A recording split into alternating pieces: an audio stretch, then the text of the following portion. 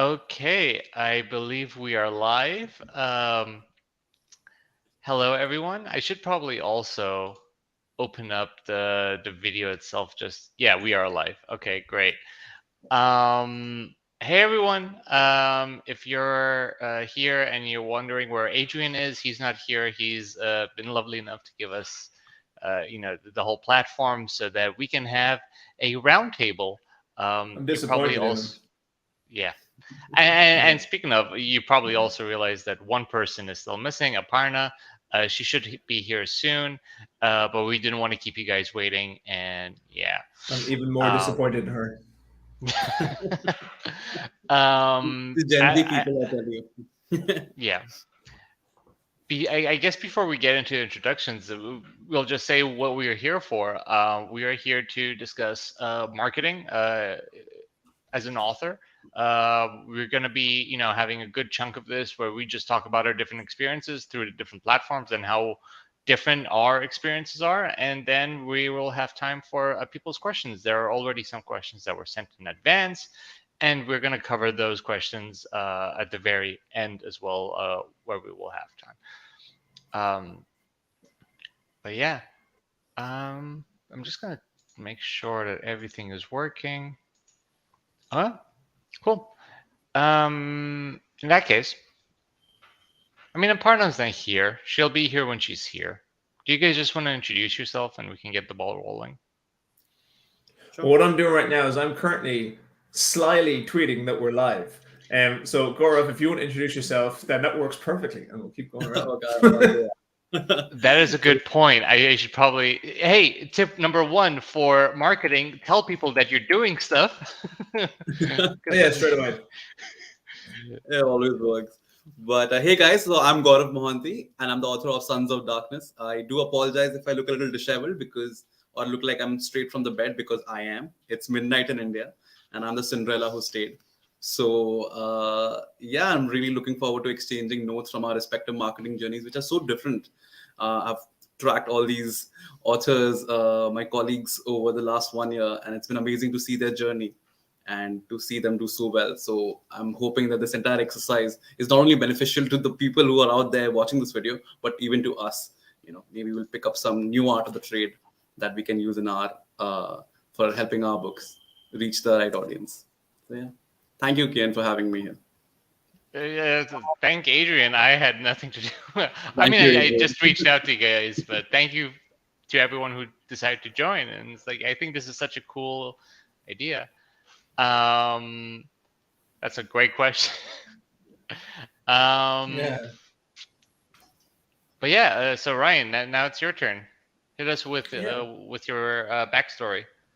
Cool. Yeah, this is always weird because you do so many of these things that you feel like you're just kind of repeating yourself. But yeah, so my name's Ryan Cahill or Cahill if you are unable to pronounce my name properly, which most people from the UK, US, Australia, and New Zealand are unable to do. Even though it seems really straightforward, it's not that many letters.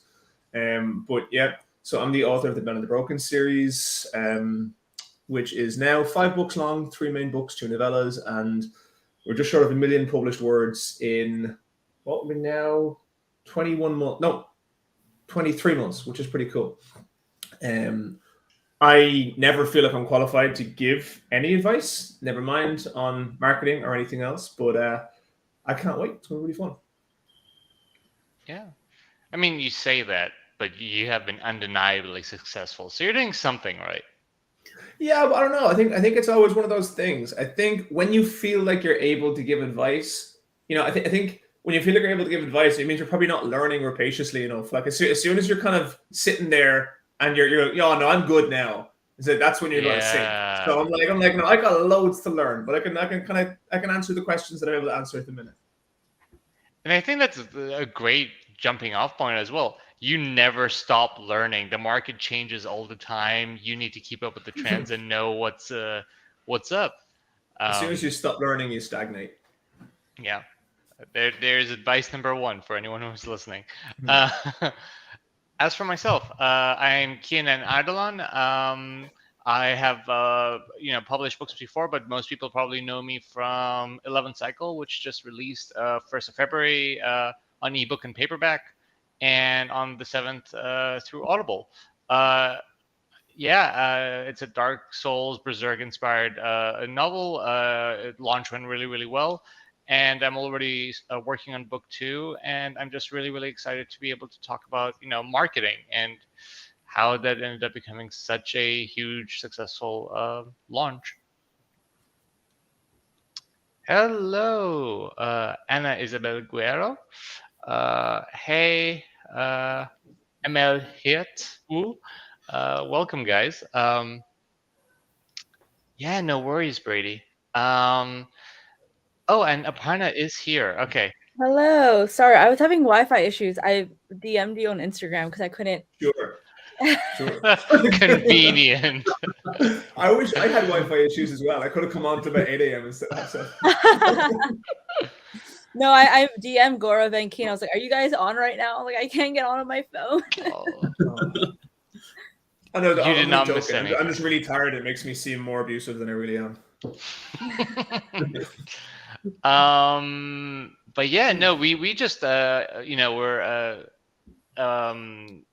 buying time for you, so we just introduce ourselves, so you can go ahead and Aparna, what's your deal? Yeah, I'm Aparna Verma. I'm the author of The Phoenix King, which was I originally self-published as The Boy with Fire back in August 31st, 2021.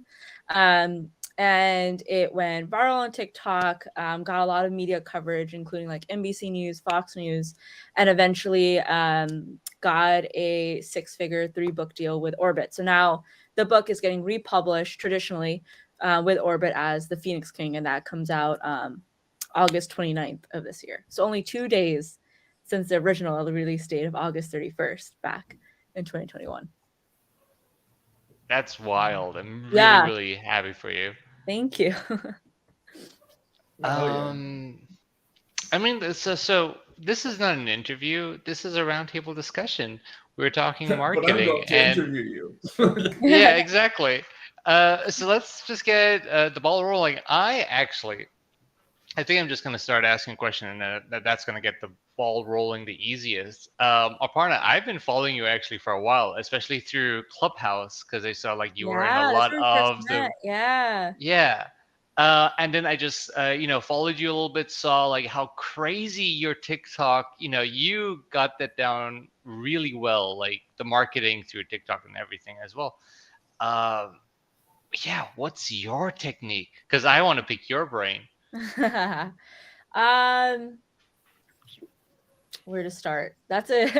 There's so much to say about. It's so, I think marketing in any aspect is so broad that it's hard to kind of go, what's your technique? Well, it's these 47 things all put together. Let me write another book about this, but I am on contract to write this book that I can't get done. Well, I started TikTok, I would say May 2021. So a few months before the book actually came out, the self-published book.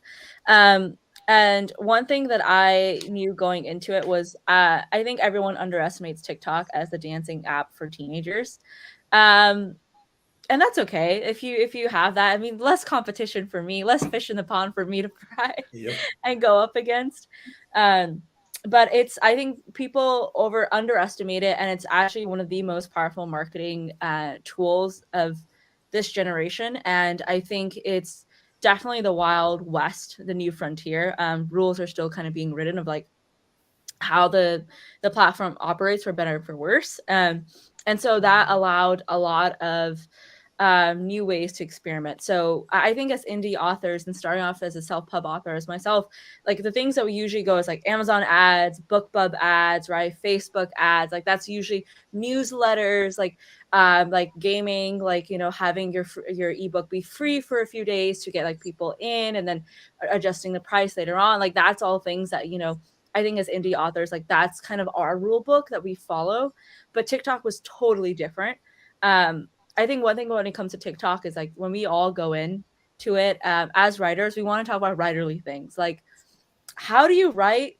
How do you do world building in a book, right? Like everyone asks that for like fantasy authors. And I think by default, we talk about writing and writing techniques. And like readers, they love it if they want to become writers, but otherwise they don't give a shit. Like they want different audience altogether. Exactly. So you got to talk to readers. So I think like that's like a very fundamental shift that we have to, like, when we put ourselves on camera and talk about our books, like we tend to be shy and talk about writing first. But I think stepping out of your comfort zone and talk about your book as if you're pitching a book, like you would do on these Amazon ads, on these like Facebook ads, in these newsletter exchanges. Like I think that's the way you kind of have to frame it and like approach it in the first place. Yeah.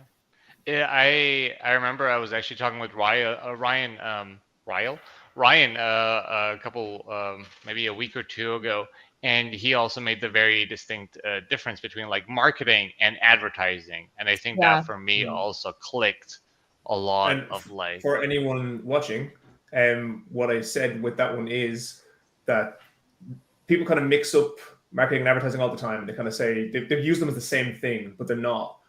Advertising is a specific monetary input in order to receive a specific monetary output. You're hoping for a direct return on what you put in, whereas marketing, you don't need to put money in. You can. Marketing can be paid, but it can be unpaid too. But your result, as opposed to advertising, tends to be intangible. You have no idea what you're getting back. So putting in $2,000 to send out 100 arcs is marketing. It's not advertising, because your result is intangible. You have no idea what's going to happen. You could get loads. And it's kind of the same with TikTok. And I think TikTok's like the only platform I've seen at all that is both overestimated and underestimated at the same time. Yeah. So like, because people go in and you have people who absolutely explode, and then everyone else goes, oh, well, that's just luck. And like what I was saying I was on a hike yesterday. I was talking to my partner, Amy, and I was talking about stuff like that. I was saying the difference that I found is, you have like a single spike in something, okay? Like something just explodes, all right? That's luck.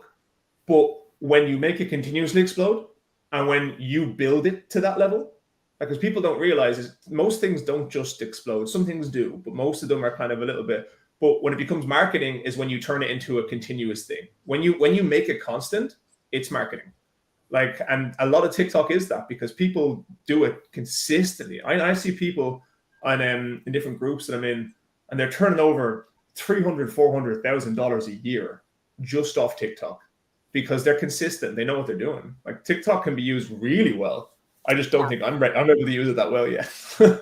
And that's interesting, because now other companies are trying to have a TikTok parallel. Like YouTube is trying with YouTube Shorts. Instagram is trying that with Reels. So is it still an untapped potential? Because, I mean, they do have the money to invest in the short video format to kind of try and create a TikTok competitor, especially given that TikTok is banned in a lot of countries, including India. So there is a lot of markets where TikTok is not available. So in that sense, I have a quick question. So, like, you know, TikTok is such a powerful tool, but it's like you said, it's banned in India. So what do you like? Are you doing Reels now? Like, how are you approaching your marketing? And in terms of like, are you on YouTube Shorts? Are you doing Reels? So I started with Instagram Reels. My journey was slightly different because the fantasy genre is kind of dormant in India, or rather the correct word would be to say dead. And I had to recreate that by, which is funny because I genuinely believe that the Indian subcontinent is the birthplace of the fantasy genre. You need to talk to Ronnie Verdi. We had a panel with him a few weeks ago, and we were sitting there, me, him, Ken Liu, and Justin T. Call and Lauren McRae.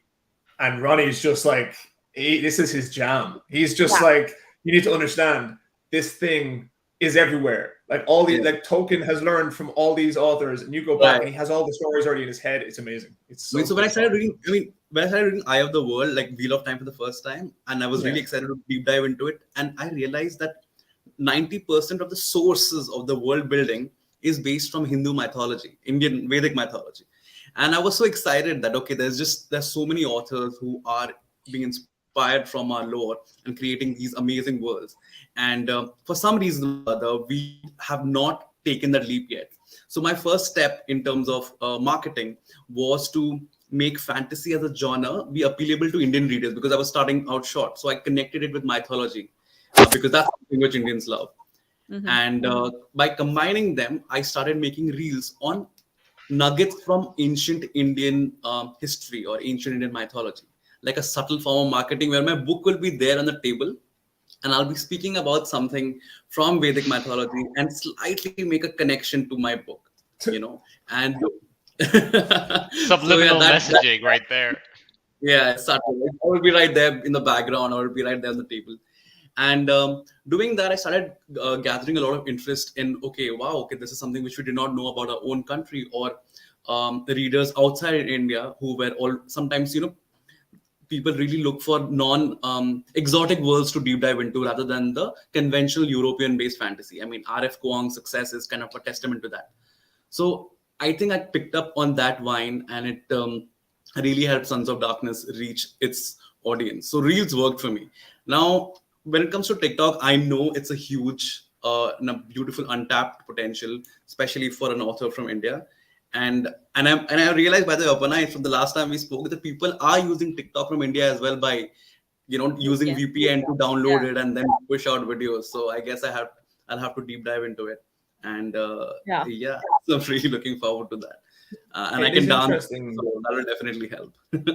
It's interesting that both Aparna and Gourav have used like Reels, TikTok, real kind of interactive social media based content as a huge core of their marketing. Whereas I know I haven't touched it too much. I'm on Instagram, I'm on Twitter, I'm on Facebook, but I haven't gotten into the Reels too much, mostly because I just forget. I'm really bad at it. Like I haven't had the chance. And the approaches, it's really cool hearing the difference in approaches, because that's the one thing I think Kian was saying beforehand as well, is there's about 957,000 different ways to do this. Like there are so many different ways, and even doing the same thing, there are different ways. Yeah. So like it's really cool to hear. Yeah, one of the things that people always ask me, other authors, is like, but I don't want to put my face on there. Like I'm not photogenic. Like I don't like. It's like that's when you believe you're photogenic. Then you're really photogenic. First of all, photogenic. And then my biggest thing is like, you don't need to go viral. You don't need to build you can build a TikTok following without showing your face. There's this one author named Lauren Asher on TikTok. She's not fantasy, she's romance. And like romantic books have like seen such a surge in sales because of TikTok, but all her videos are the same. Like it's literally her taking a book from her bookshelf, flipping it, and then showing an excerpt. And like people go viral just doing like book flip videos. I've gone viral several times, but I'll do like the laptop to book like transition where like you're showing a scene in a movie that's like similar to a scene in your book or has like similar vibes. And as I flip it, as I close the laptop screen, I'm like closing my book. And then that's pretty cool, Aparna. I really like that. Or even a collection of Pinterest images to kind of show what the theme of your book is. Yeah. So and I've gone they're so easy. Like I don't need to show my face. Like I don't need to film anything. I don't even need to get ready. I could be in my pajamas and like make those videos. There's the behind the scenes right there is Aparna. Every time she's doing her TikTok, she's just eating a bowl of cereal in her pajamas. Yeah, honestly, I'm like in my PJs eating my cereal or like my Nutella bread, and I'm just like. I make these TikToks. Like Nutella is like my favorite, like, cheat meal. I love it so much. But oh no. I think it's all good. Yeah, I heard it too, but I think we're solid. Sorry, Gourav, you just paused for a second. What did you say?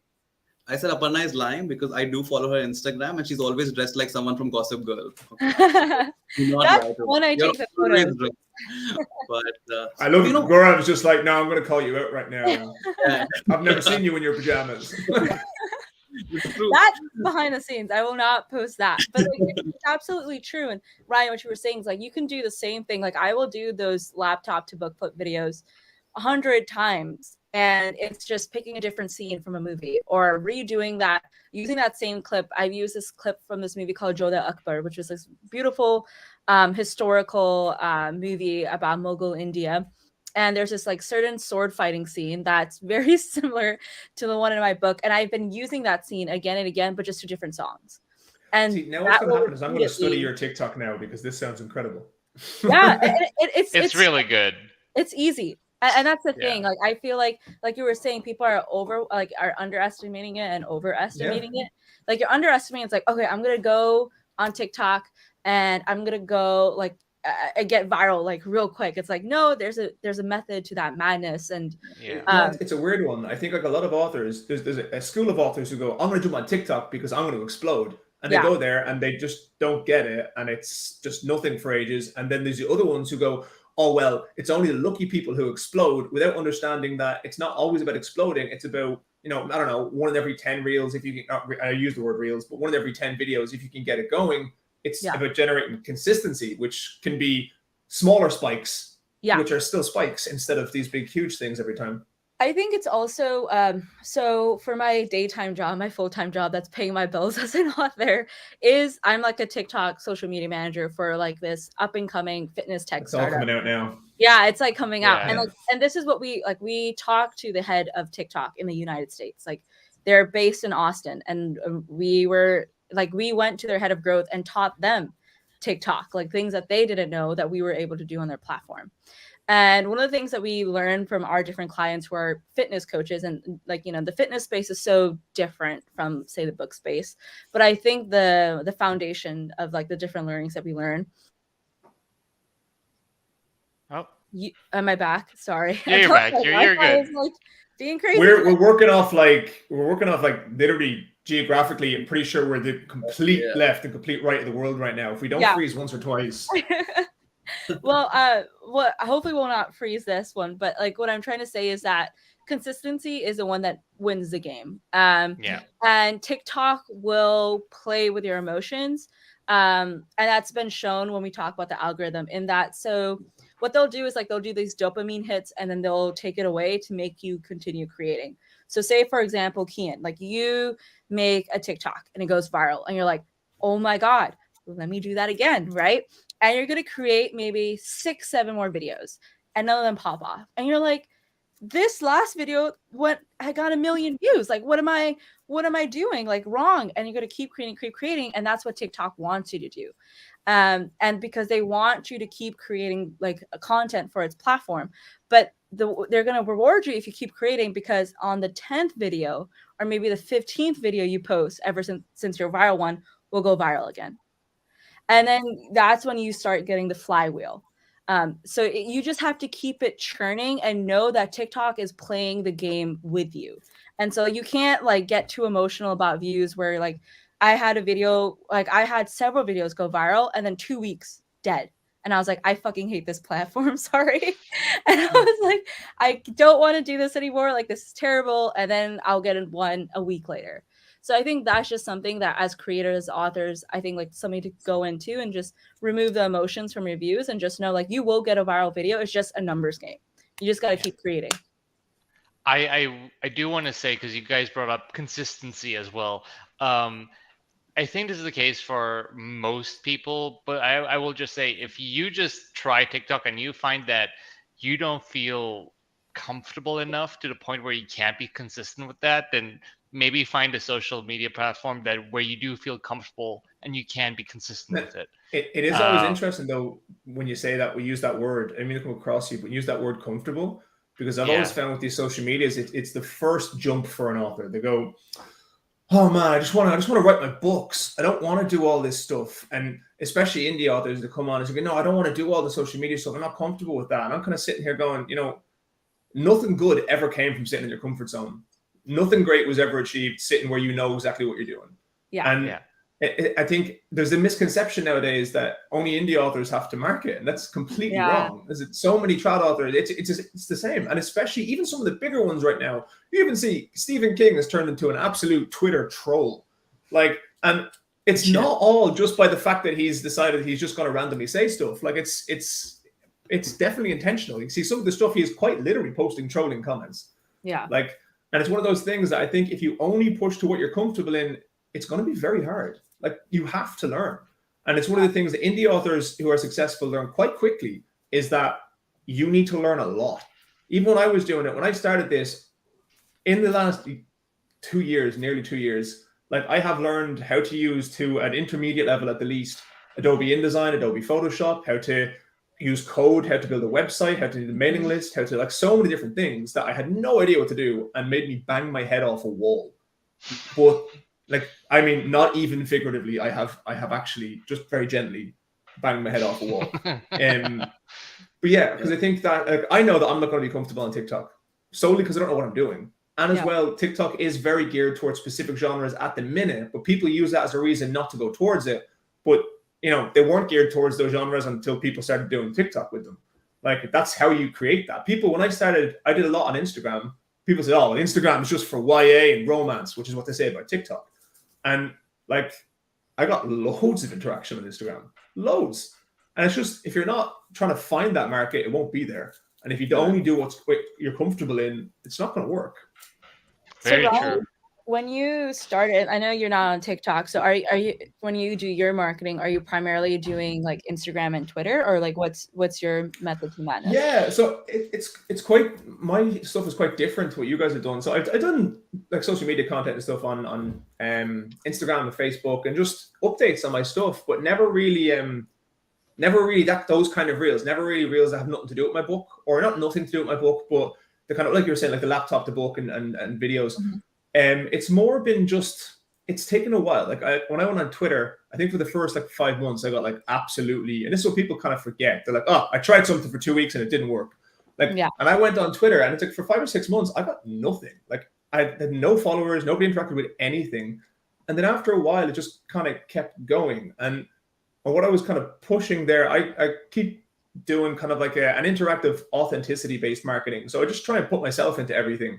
And then I do a lot with my mailing list now too. So like I have probably about 6,000 or 7,000 people on my mailing list now. And I've pruned it as it goes. So like I knocked off about 2,000 a while ago and people who weren't interacting.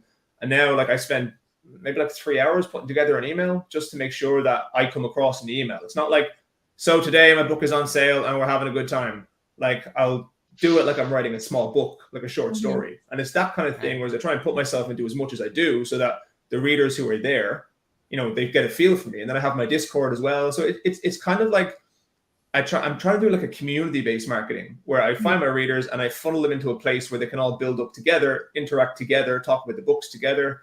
So I think, I don't know if Arlena is on, she was on earlier, but there's I did one where I did like a thing on Facebook where I just said, basically, here's a raffle for a free book.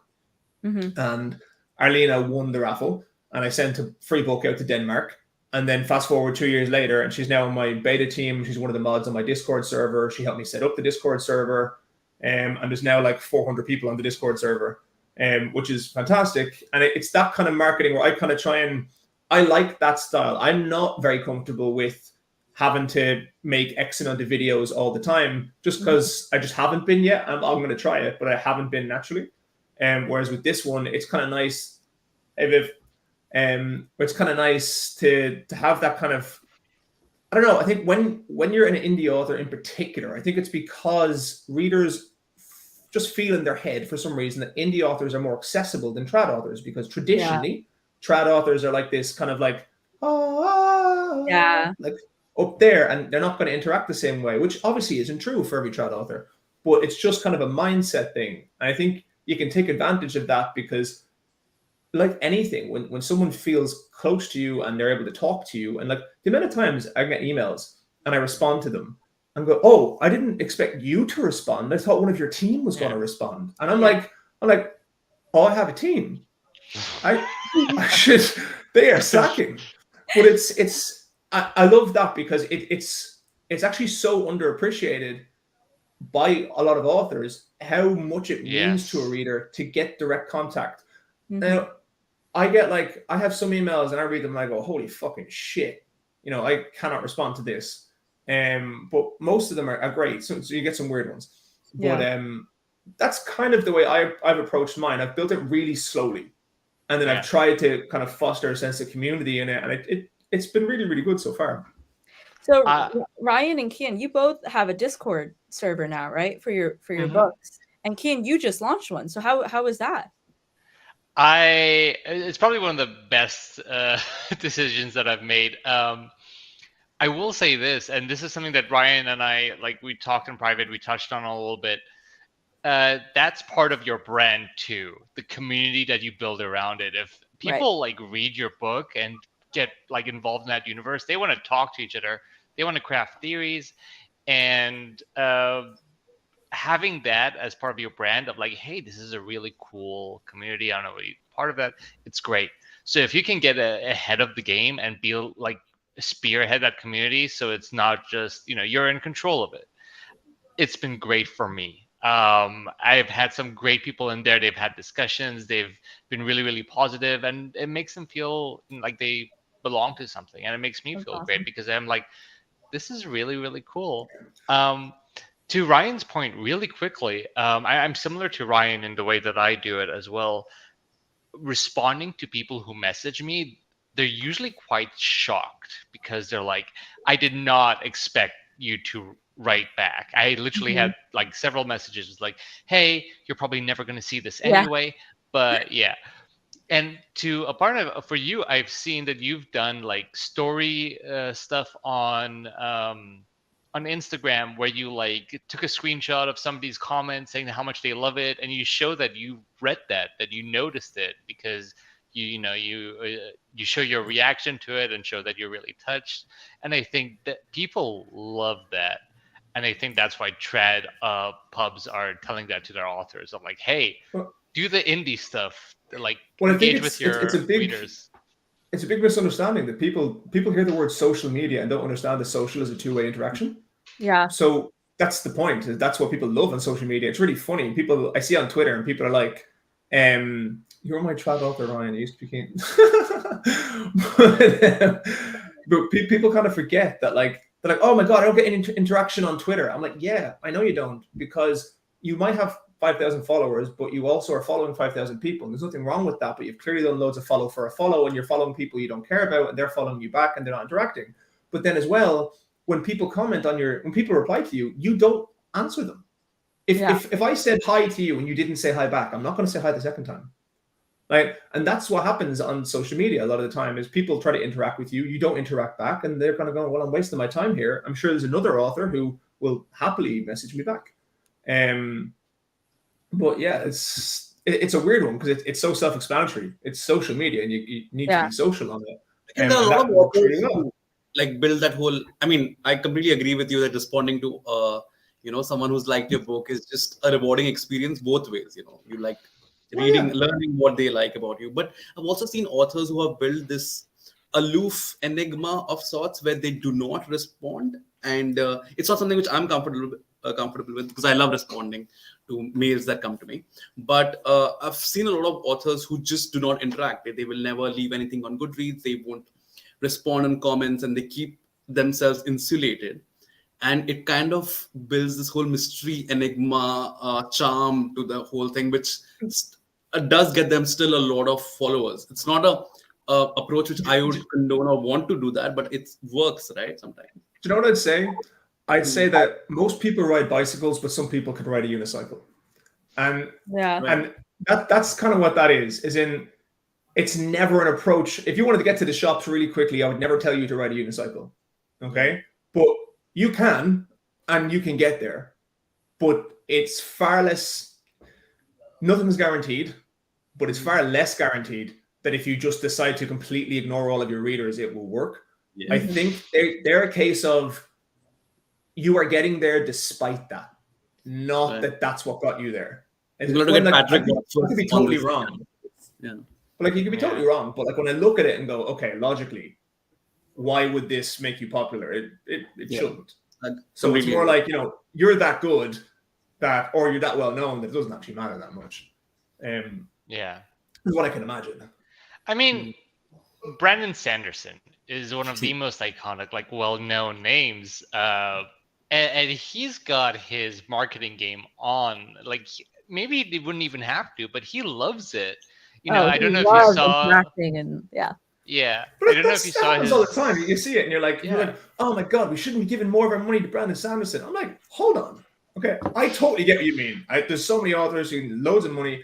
This guy, most of the people who are complaining about him haven't worked as hard as him at this. He had 13 books written before he was published. He is selling everything, and he works his fucking ass off still. He doesn't rest on any laurels. He is out there all the time. Like, as in, all I can do anyway is admire him. Like, just go, Jesus Christ. From a work ethic point of view, that guy is basically unrivaled. There's Like- there was this one TikTok that I saw, and it was about Brian Sanderson talking about it was his Kickstarter, like the secret books. And someone commented, he's like, I don't know who this guy is. I've never seen him before, never heard his name.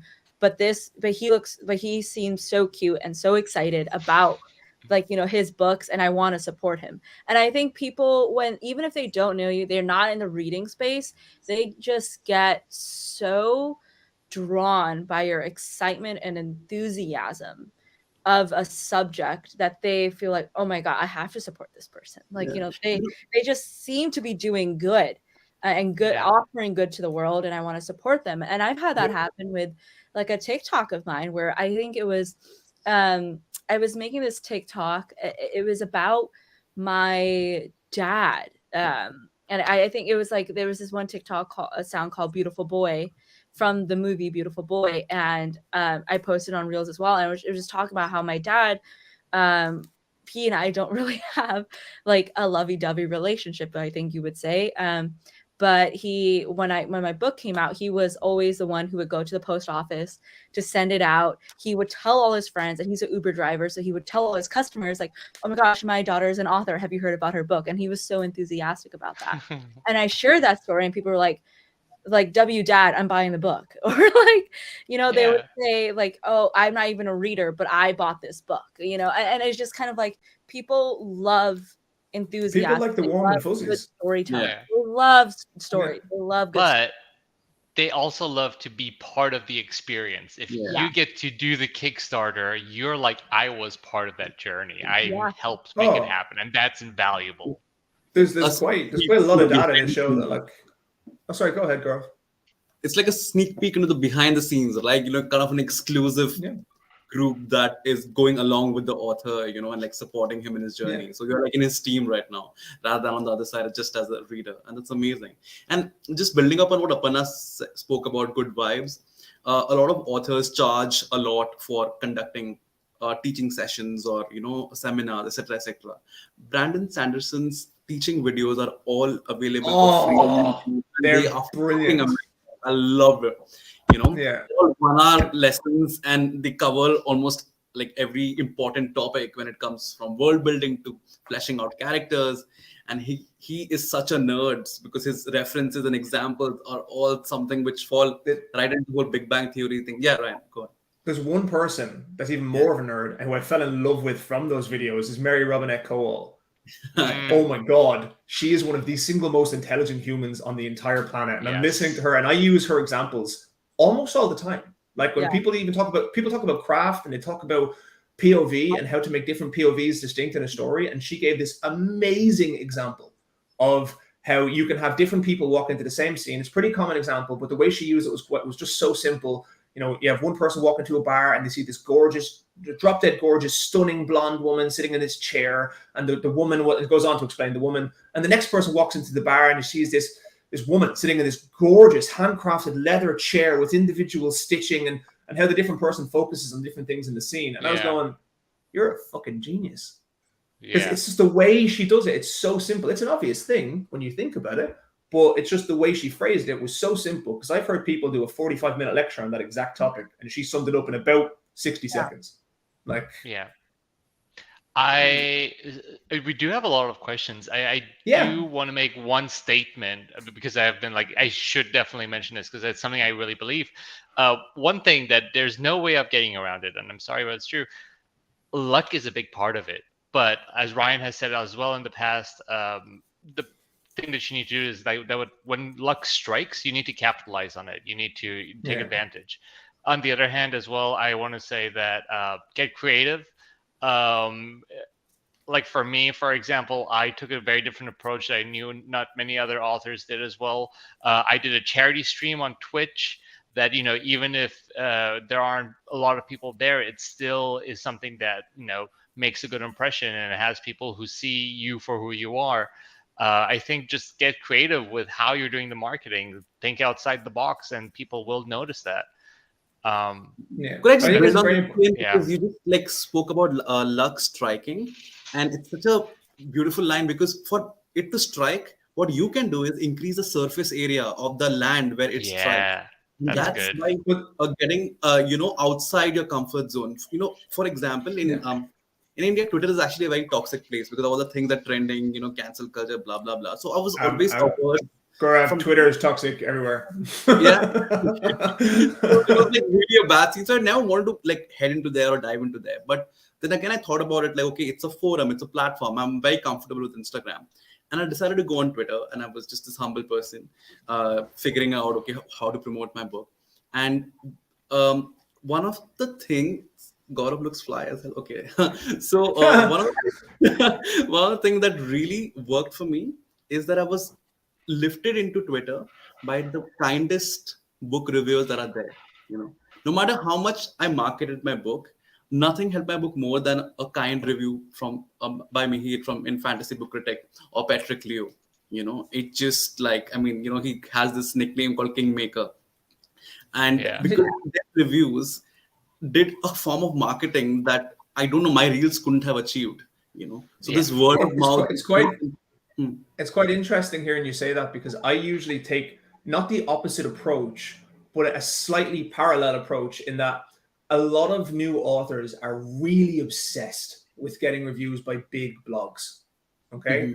And from what I've seen, there's unique individuals like Patrick, Daniel Green, even like Mike's Books, who was here earlier. There's people who have such a big platform individually that they can do that kind of thing. But mostly those big blogs will have very little bearing. And what people kind of forget a lot of the time is, especially with the likes of Amazon, for indie authors in particular, and actually no, for anyone, because what we kind of forget is that word of mouth is massively important. And a lot of the time, what I've actually found is we're kind of getting into a stage where if a woman or a guy or whoever over in America, in Arkansas, decides they like your book and they leave a review on Amazon and they tell 20 of their friends, that is far more important than a big blog. And what's big as well is with reviews on Amazon, which is important for trad and indie authors, is that the number of reviews, the quantity of reviews and the quality of reviews really matters, not just for the algorithms. And people use the algorithm as some kind of magical kind of like a way to say why their book isn't selling or why someone else's book is selling. They're like, oh, they got algorithm love. I'm like, no, that's quite a derivative answer. That's not the case. Like the algorithm, Amazon is the most sophisticated storefront software in the entire world. Like it works off logic-based algorithms. And like your review count, your consistency of reviews feeds into that. And it doesn't matter if it's a big blog. You get 100 reviews from just readers. Is really, really important. And I think a lot of new authors totally forget about that. And they don't, like, people talk about their advanced review team and they're like, oh, how many people should I have on it? And I'm like, I don't know, how many grains of sand are on the beach? And people are like, oh, should it be 250? I don't want to cannibalize my audience. And I'm like, Will White sold 1 million books just last year.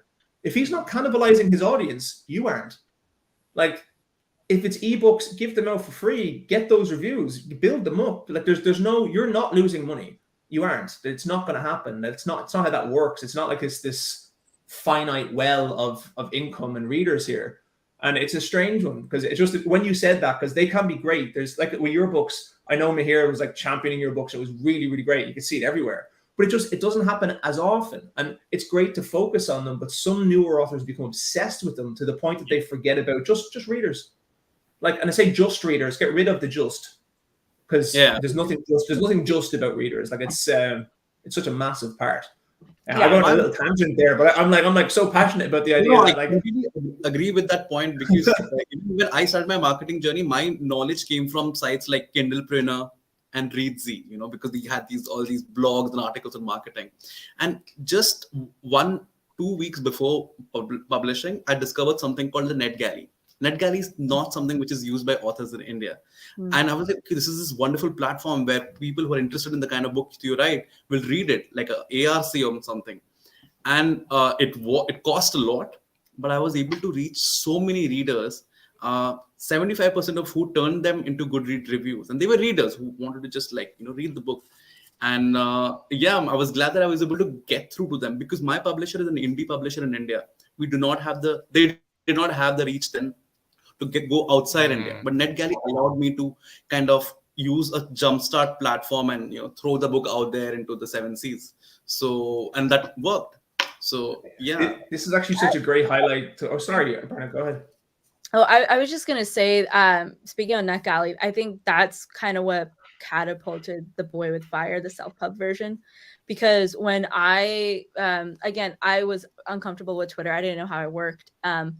But again, I was keying into readers, fantasy readers. I wasn't really keying into like fantasy authors, or I was talking to fans, like people who love the same books as me. And we were in this group chat together, and I told them one day, Oh, I'm back. Okay, I'm you're writing back. my book, and like it's kind of come out on NetGalley, and I had this beautiful fan art that I was working with an artist that showed the cast, and I think one, people are blown away of like, just seeing Indian characters, of like a range of Indian characters on a screen, and they're like, oh my god, there's a book like this. I've never seen this before. This is really exciting. And when it launched on NetGalley, it became the #1 requested book in the UK. NetGalley, and it became the #4 most requested book in fantasy in the United States, because my friends who were fantasy fans, they were talking about it. All of them got it. They knew other fans. They were talking about it, spreading the word, and I just saw it kept climbing the charts. And I got, and the thing is, I also opened it up to the global South, so it wasn't that anyone who requested the book was able to get it, for better and for worse, because I didn't, people who didn't read fantasy usually got the book because they saw all the hype on Twitter. It was like, oh, this looks cool. Yeah. And it wasn't their vibe, and they gave it a 1 star, right? That's one of the drawbacks in NetGalley sometimes. That's the drawback. Yeah. But I think it helped me so much in reading so many readers. It built my newsletter to like over, like, I think like 1,500 people. Nowhere near Ryan, but I'm trying to get, I think like... It's all about, Jesus, it's all about building it slowly. Holy crap. Like mine went... Exactly. It took me 6 months to get 500, and now I get 500 a month. It's totally different. Like it needs to build. It takes time. Yeah. Yeah. So I think like, and speaking on the topic of, I think Ryan, I think you were talking the one about going to places that you're uncomfortable. For me, I've always wanted to start a Discord or go into more of a community-based thing. But I remember one time that I did, and it didn't work out the best way because I was so new to it. I didn't ask for help, in that I didn't ask readers who were very big. There's like readers who are superstar fans. Like they will watch every TikTok, every post, every tweet. Like they are there and they love you and they love the characters. And I didn't really tap on them to like help me build this Discord. And I think when you don't involve the community and you try to make it yourself, it's bound to fail. And I think that kind of shuttered me off, and I didn't want to enter the Discord space again. But it's one of the easiest things to do now. Like you can quite literally go, hey guys, send out an email to email list and go, hey guys, I'm looking to start a Discord, and I'm looking for someone, 1 or 2 people who might like to mod the Discord and help me run it. And you'd be like, oh my god, me. And that's the best. It's the best marketing you can ever have. Somebody who loves your books and like you. Yeah, maybe I'll have to do it after this call and be like, hey guys. Reach out to us. Shout out to my mods. Just what was I going to say? Did you follow NetGalley? Like, did you like take the entire subscription yourself, like, or did you go in a co-op method which reduces? So there's this organization called the Independent Book IBPA. I'm forgetting what it stands for, but I got a membership through them, and when you're a membership at IBPA, you get half off. On NetGalley. And they kind of helped me craft the description. I also had my editors at the time who I was using when I self-pub the book to like help me with the description and create that blurb and put it out there. And I honestly, I didn't know what I was doing really. And by luck, it worked. I think there's a lot of like, beginner's luck that just happens. There is. And people were able to see it and like request. And I want to add that because that option is not available to a lot of authors who are outside the States. So in that case, you can always join something which is called a co-op, where basically there's one person who makes this for shell publishing company of sorts, and they allow if you want to be listed there for a month. You just pay a fee for a month, because NetGalley otherwise is a 6-month or a 1-year thing. As far as it's expensive. It's expensive. But then when you go through, so when you go through these co-ops, you can only go for a month or a 2-month thing. So that really cuts down on your fees. This whole part of the conversation really nails exactly what Kian was saying earlier about how, and we keep saying the whole time, it's so different for everyone. I wouldn't have touched NetGalley with a 10-foot pole. Me too. And I know a lot of authors who are the same. And there's multiple reasons, and there's multiple reasons why it worked. And it's really good to hear that you guys use it and it worked really well. I know a lot of people who would have paid $500-600, got absolutely no one, and whoever went onto it, 70% didn't review the book, and then most of them hated the book. And it's one of those weird ones because you're paying people to leave bad reviews of your book, and it is actually. I would say from what I've seen, statistically, the percentage of negative reviews on NetGalley is a lot higher than it is from people gathered organically. And because a lot of the time, it's almost like food critics. You have people who like to they want you to think highly of their opinion of your book. So the best way to make someone think highly of your book is to rate loads of other books negatively. And then if you do actually get it positive, it's like, oh my God, this guy loved my book. I must be something special.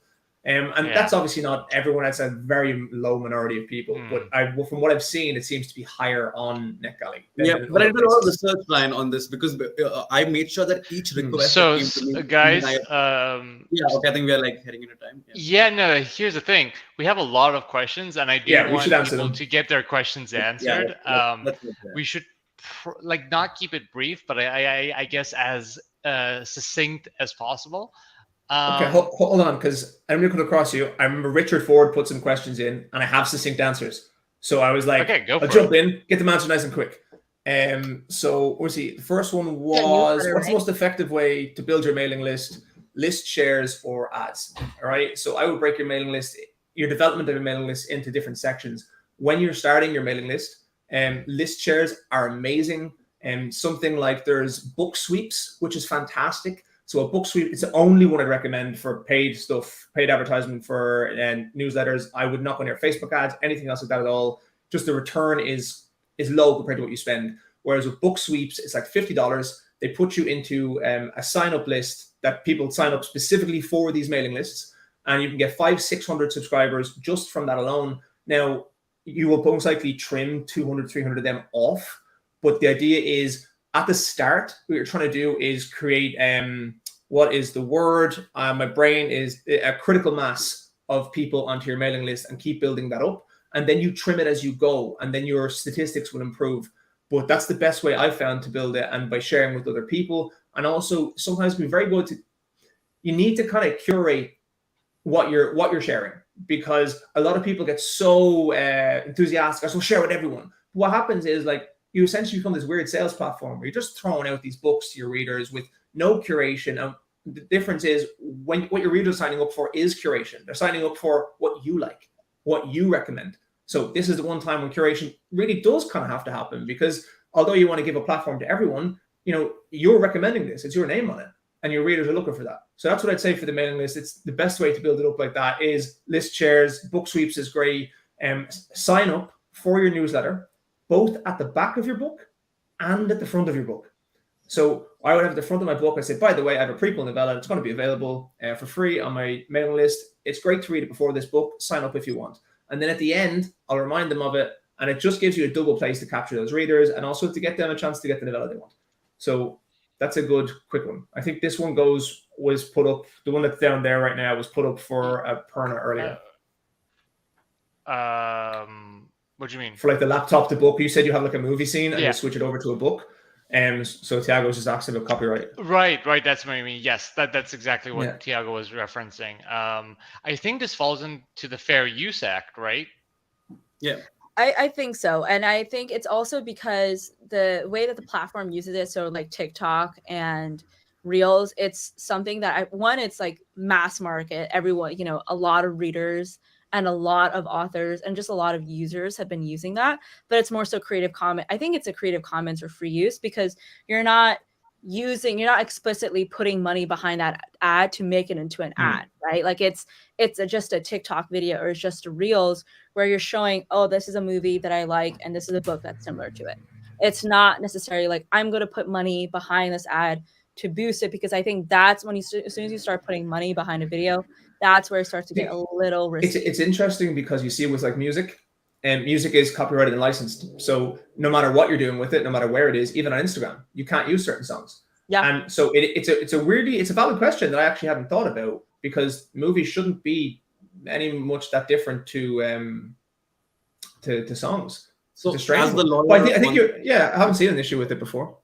as the lawyer on this panel, since Yeah, so yeah, it completely comes under fair use when it comes to movie clips, especially when you're using. He's just like, here's my lawyer card. So especially when you're using a shorter scene, like a 1 second clip or a 3 second clip, right?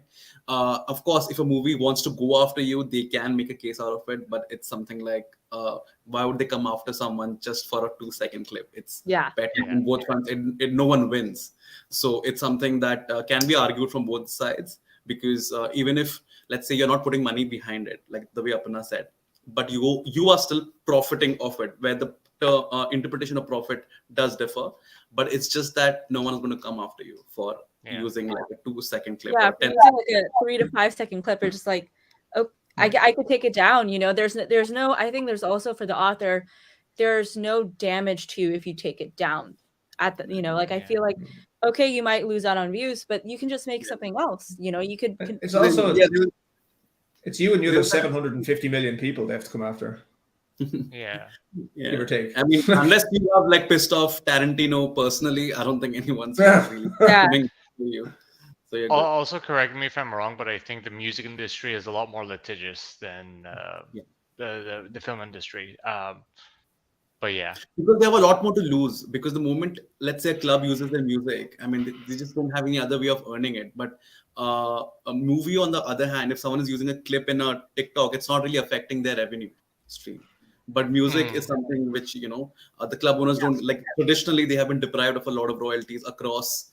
Because any club, any DJ, anyone can play their song, remix a song, and they just do not have any rights on that. So that's why in US especially, they are very litigious. Oh, look, in the nicest way, the US sue everyone for everything at all times. I've never it's really funny when I was growing up and you see all these newspaper articles and stuff, people getting sued, and everyone in Ireland is like, I couldn't imagine a situation where I would sue anyone. Like, I spill hot coffee on myself, I'm an idiot. That's what happens. It's not McDonald's fault. Like, it's my fault. But it's that's a totally different culture thing. To sue here, that's sure. That's for sure. I think you're about to read. Yeah, Richard Ford asked, anyone have experience with AMS? I guess Amazon ads, not the very serious debilitating illness, and or Facebook ads.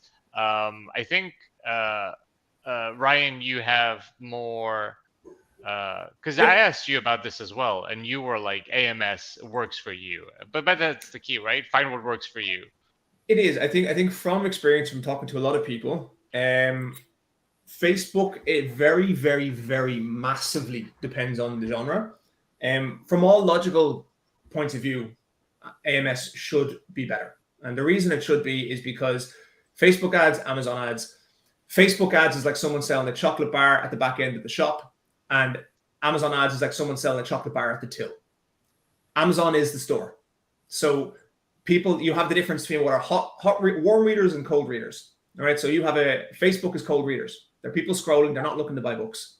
Okay. And you can capture them. And it's quite similar to TikTok. Although I think I would argue that TikTok has become more of a hot space because people are finding books there. So they use it to find books, whereas people aren't using Facebook to do that same thing.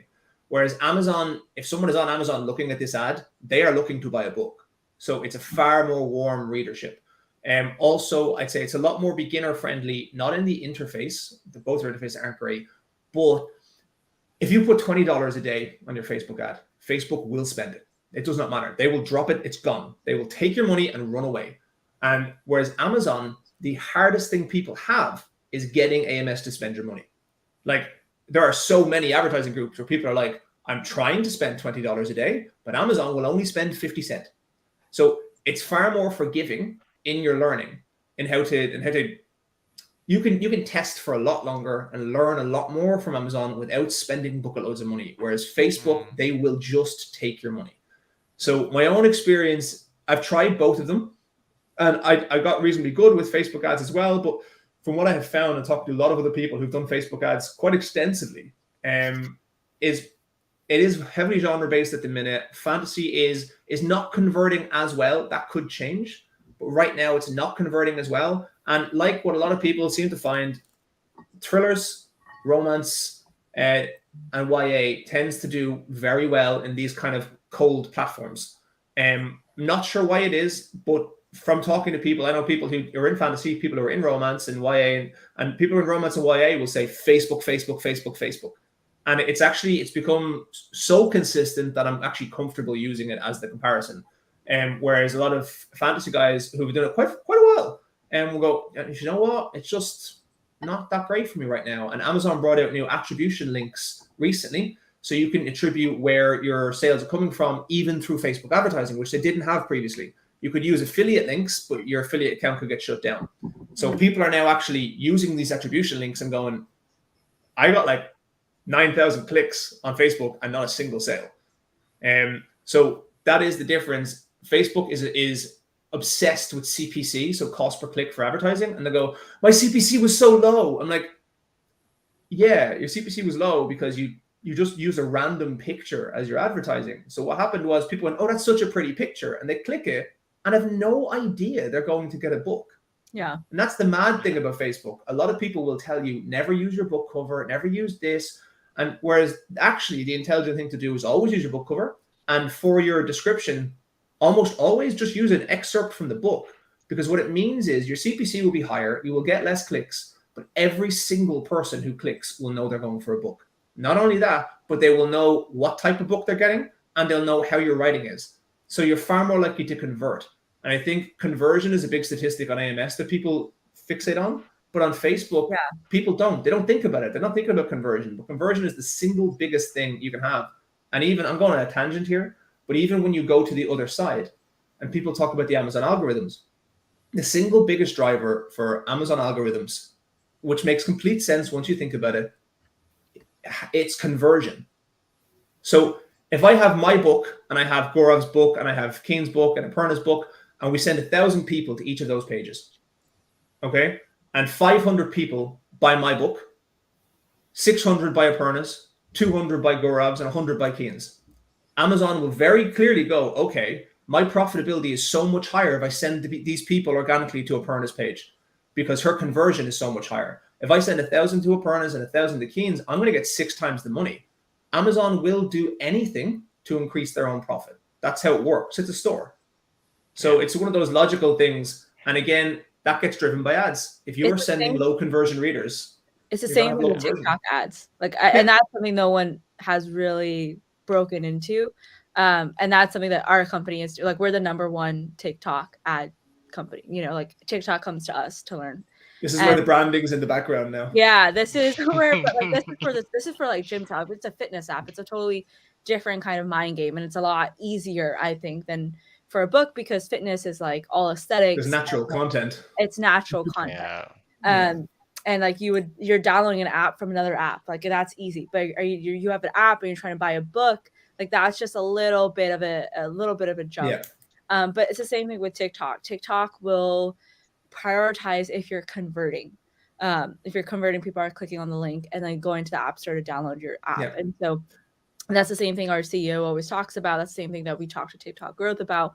And it's something that's, it'll be interesting to see how book marketing, I think as indie authors, we're going to be the ones who really break into the space and are the ones who are the pioneers of discovering and figuring out how does this work for the book community, for the book industry, because it's really untapped. And while AMS and Facebook are oversaturated with so many indie authors trying to go in and sell their book, while TikTok is just, it's wild game right now. It's up, it's up for grabs.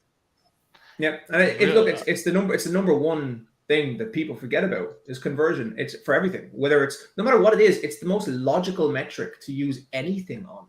Yeah, like with any, like you have TikTok, you have AMS, you have Facebook, any company, what they care about when you actually have stuff up on your boardroom and you are looking at your statistics for what you have done, conversion is the number one thing.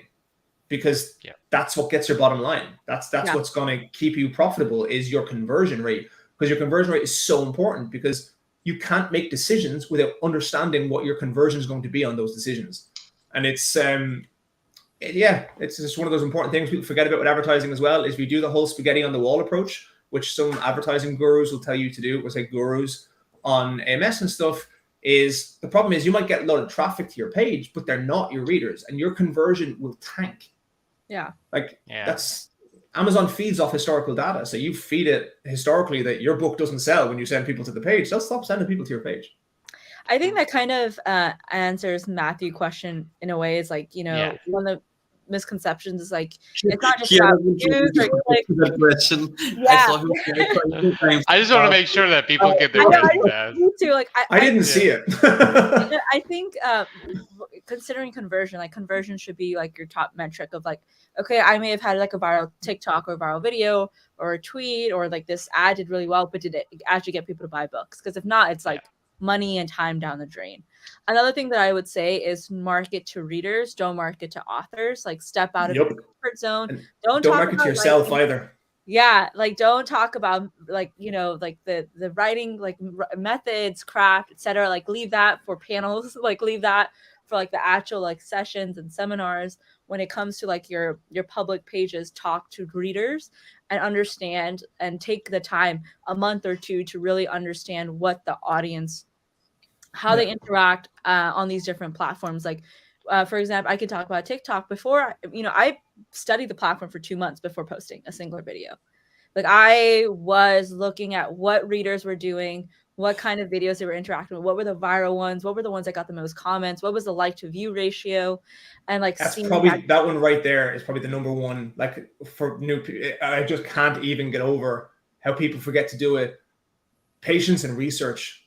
Time before you do something. Like new authors try to jump into stuff, and it's exactly what you say. You spent 2 months researching that. Like I was writing my book. I spent 6 months like going through all of the, like I went through so many AMS marketing stuff, Facebook marketing stuff, Facebook advertising, like everything you possibly could outside of the book before you even go near anything. Research. You do it for a book, do it for your marketing. When I used to wait for the judges for my matter to come up for hearing, and I used to on my mobile, I used to be on Kindle Print reading, okay, this is how it works. Okay, that's how it's supposed to be. Or research bookstagrammers and look at how do they actually review books. You know, are they actually getting into it or not? I mean, one of the traps that this question was asked by Matthew, and it was also asked to me on my Twitter post, is about paid review. I was going to bring that up. You know, oh, Jesus Christ. That's not even a trap. That's like a just walk the other way. No, it's like, you know, I think like you pay, not paid reviews, or maybe that's a wrong term, but you pay bookstagrammers. That was the right term. Yeah, that was right. Yeah, I had a really bad time with that initially because I did not know that was a trap. Then I thought, okay, it makes. I think Kian and I were talking about it. It just seemed logical because they are taking the time out to read your book. And, they are not assuring you a good review, and looks like they have a lot of followers on Instagram. Seems like the right thing to go for because they are showcasing your book to a lot of people. And that turned out to be mostly a very bad experience because some of them were great, of course. But most of them, the moment they took the money, there was no timeline that was assured. They kept delaying it. And when the review ultimately came out, I thought they just expanded my blurb. You know, it was like a 5-star review. But I felt so unhappy reading that review. You know, it was just like what a waste of money. And it's interesting. Maybe from the sorry, go ahead, Gaurav. Go ahead. No, go ahead. You're talking. The best reviews, or the reviews that I really enjoyed, and you know who I had reached out to and who gave them back to me, were the ones I did not pay. You know, I like there was nothing that, because they did it for the love of reading. You know, and that was just so amazing. And so definitely when people. I'm sure the bookstagrammers who have like 1 million, like 1,000 followers, like 60,000, 70,000 followers, it might seem logical that, okay, since they're showcasing your book to the world, they deserve some compensation, but figure out whether they deserve it really. Like look at their reviews, look at the interaction exchange ratio. So yeah, that's really. It's so interesting to me, but it's so interesting to me because this obviously needs to be said. But like in my head, I've always looked at those as like the Nigerian prince asking for $9 million. Like I literally just ignore them. Like it's never even been it's like those spam emails, and because that's what they are. Because they never even say your name, and I'm always like, leave it. But I don't even think. It just depends on where you are, what your experience with social media is. Because like if you haven't had as much of it, you just might not be clued in to this kind of things. And to me, from being on social media and seeing stuff. There's a lot of red flags, whereas like this person is clearly just trying to take money. But I don't think, and it's good to have someone who has seen that environment and go, you know what? I know that there are some of you looking at this right now who are going to pay for that, and I need you not to. Absolutely. Because like, I mean, the ones who did not ask, like they just wanted me to send the book to them. That's all.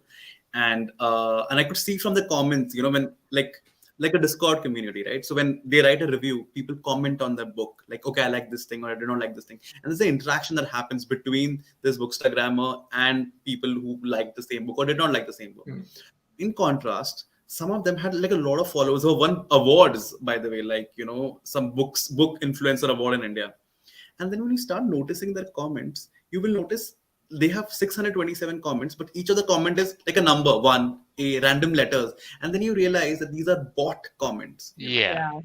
And that is something that is so important to note. Like, you just don't go by the fact that they have a lot of followers or they have a lot of comments. Because a lot of newbie authors, what they do is you go to something called Instagram exchange ratio or something, where basically you put their handle and it will show how much they interact with their followers basis on the number of comments. But you also have to see those comments, whether they're bot comments or not. And that's something that site does not do. Not just data, contextualized data. Yeah, it's insane. So, I think there was two really quick points I wanted to add to the previous question. And with this one, genuinely really quick, is it two traps you have that I see all the time when it comes to marketing from a pure marketing perspective. One is allowing the negativity from someone who's already been there for a while to drip into what you do before you even start. So people love to tell you what doesn't work. Okay, it's their favorite. It's people's favorite activity. They'll be like, Twitter doesn't work, Instagram doesn't work, this ad doesn't work, this ad doesn't work. Ignore it. Okay, because the reality is everything works. It just depends on the person doing it. Not everything, but you know what I mean in general. And that is a big trap that I see is people get in, and there's people who might be disgruntled, who've been there for a while and have not sold what they want to sell, have not done what they want to do, and they will push that negativity onto you. Not most of the time, it's not intentional. It is trying to give you advice, but it's that negativity in the back of their head that will influence the decision you make. So try and come to these things with fresh minds and try and understand that, yes, there's some good advice there, but learn how to pull the nuggets of advice out of what people are telling you just don't do. People told me never touch Twitter. They told me websites were pointless, mailing lists were pointless. My biggest things are my website, my mailing list, and Twitter. And it's just learning that. And then the second one is understand that you are your brand wherever you interact. And your biggest thing for marketing is your brand. It's who you are. And if you decide that you want to market your book, but you also decide you want to use what is essentially as an author, your professional Twitter space or your professional TikTok space, if you want to use that to go on personal rants or other stuff, understand that your readers will associate that with your brand. And understanding that you are always your brand. That's just the way it is when you're in social media and public space. I think a lot of people do forget that, especially when you're newer and you're eager to interact with authors and network, is understanding that you need to be conscious of what you're saying, how you're saying it, and what you're doing at all times on social media, because you will be held accountable. Your readers will always associate you with what you are saying and doing. I think they're the two things that I would always say from a marketing perspective is 100%. Be careful. Be careful. Yeah. Do you want to move to Brady's question? Yeah. We kind of touched on it already, but I short and sweet answer. Yes, still do ads. I'm currently still doing ads for 11th Cycle. It's the first book out. There's no harm in that. The more people who are there who read book one and enjoy it, and then they'll look forward to with excitement for book two. But I think Brady's one would more come from the idea of returns and income and money. So I agree with you. And I did ads and continue to do ads for my first book. But what you have to do is be conscious of the income you have and what you're willing to lose and spend. And when I was talking to Kian a while ago, I was saying that what I did is I didn't go, how much money will I make? And what will my profit be? I decided I have one book. And I said, how much can I lose? Yeah. I said a willing to lose amount. Yeah. So I said, I'm willing to lose X amount per month. And so what I saved up, and some people can't afford to do it. And that's just something, that's a reality. I think for continuity, and for continuity is the wrong word, for staying consistent in your sales, advertising nowadays is unavoidable. It just is. There's going to be some people who will just magically get it without it, but most people, even if you do amazing marketing and even if it spikes hugely, eventually that will taper. And if you want to be able to control your sales, which is the big thing, control is the key word, you do need to learn these kinds of things, because what they do is they allow you a modicum of control, and they allow you to, if your sales are dipping or if you're doing something, it allows you to kind of arrest any kind of fall, which is fantastic. But with one book, it's harder. It's harder to make a profit, and if you're not able to afford a loss, it's very tough. So what I did, no matter what you have, I saved some money, set aside some money, and said, look, based on what I have here, I'm able to lose X amount per month for this long, and if I break even, that's amazing. And that way, I'm a very goal-oriented person, so that way I could actually keep moving up through. I wasn't going, I'm going to make 10 euro profit or 50 euro profit. I was going, I'm going to lose 10 euro less this month. I'm going to lose 20 euro less this month. You set some anti-goals. So yeah, that was pretty cool. Yeah, and I think as you learn and as you develop and as your knowledge of what you're doing builds, you are going to then move forward. And one thing I would say is with one book, because read-through is really important. Read-through for me now is a huge part of my income. But with one book, if you're going to advertise, absolutely have some kind of reader magnet in the back of your book, because you're missing out on capitalizing on what you're doing. So if you're putting people towards your book and you're not earning money, the least you can do is get subscribers for your newsletter. Yeah. So find a way to maximize what you're doing, even if it's not monetary, because it will be monetary. Because the big thing of read through is you keep that reader. So you're paying for one and they're going to a second book. But if you have nothing there, you pay for one and then you lose them. Whereas if you can get a newsletter into the back of the book, at the very least, if they're really interested in your stuff, they will sign up, and you're moving from one reader and you're holding them.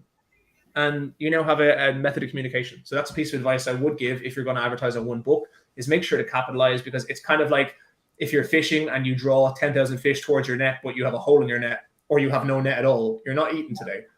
So. Yeah. Do you think it's necessary to have an LLC? No. Great question. Not a financial expert.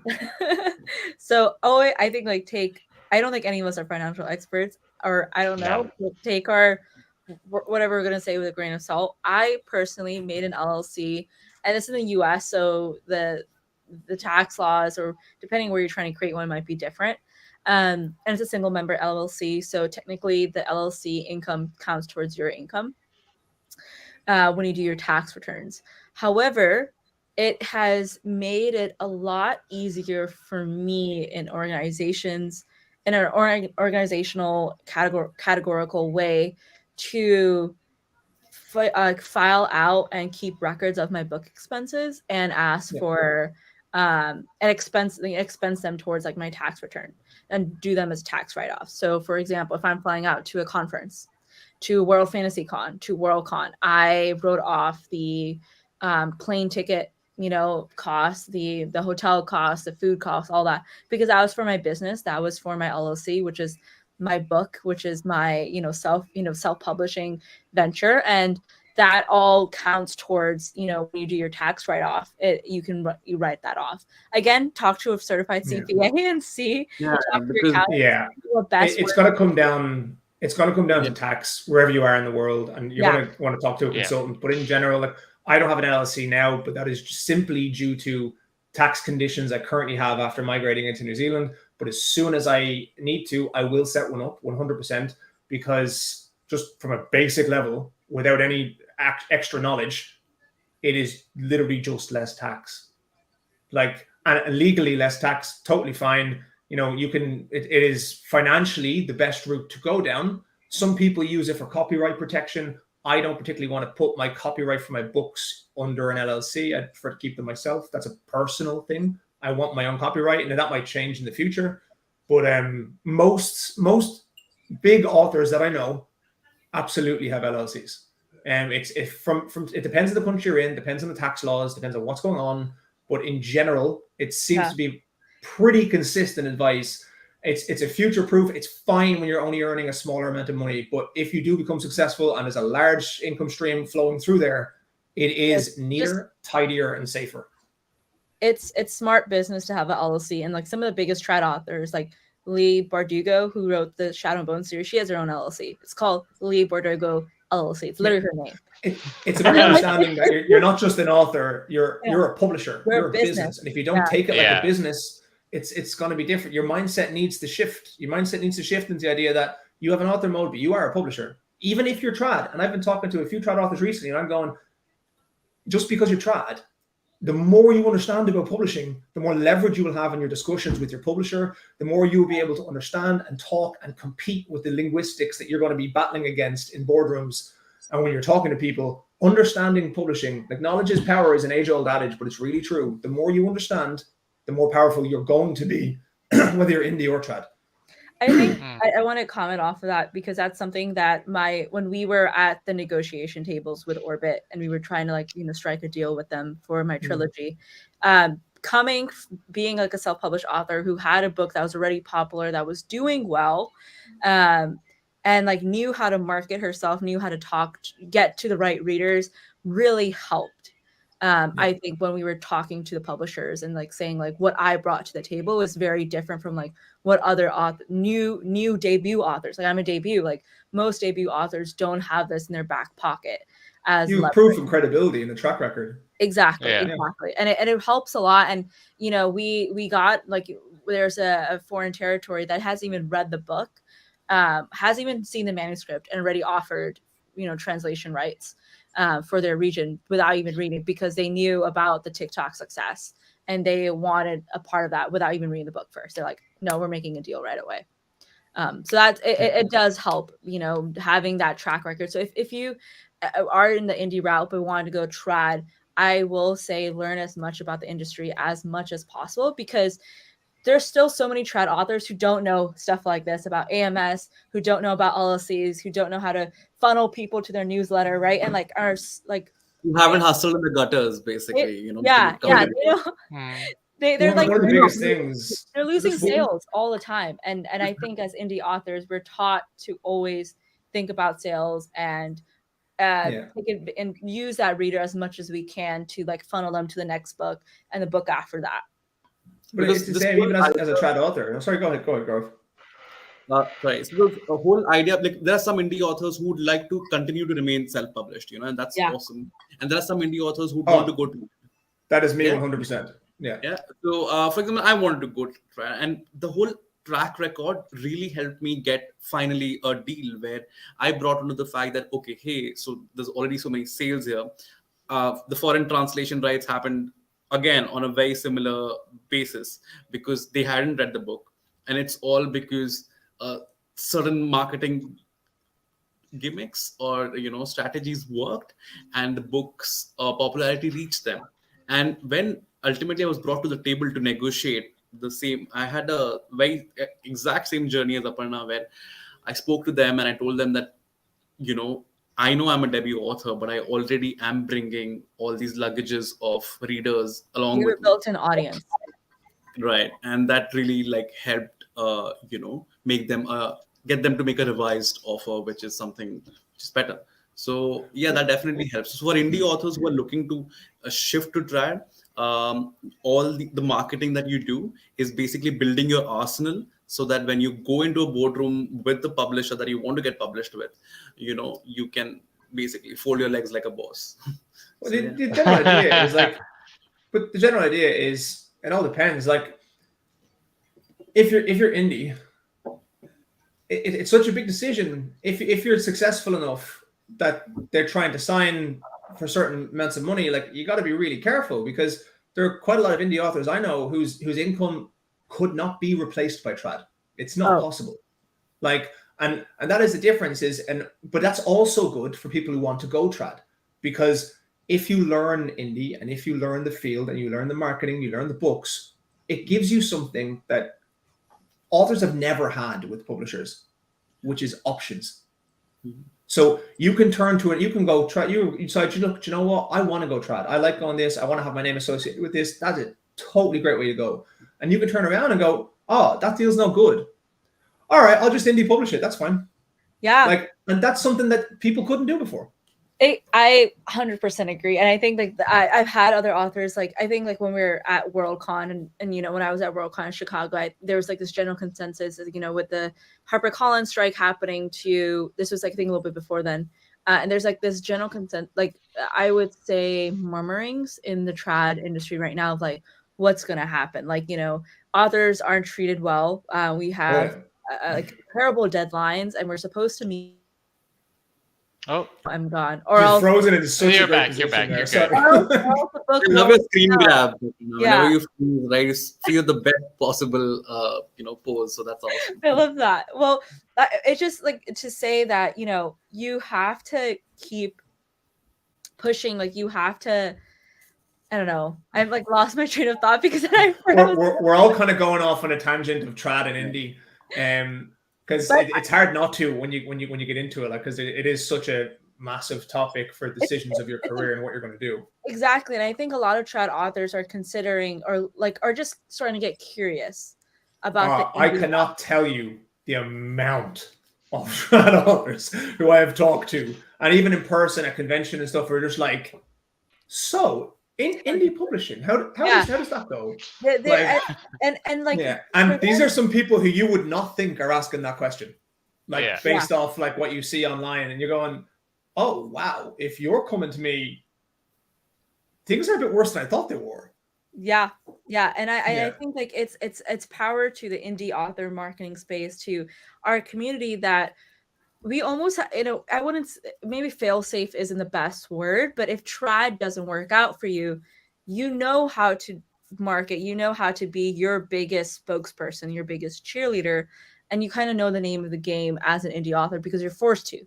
You literally have to do everything yourself, until you get the money to build a team to help you with it. And I think trad authors are usually so reliant on the publishing team that those who started trad can't see an escape route of leaving trad because they can't manage without the team, or the curve of education is just too high.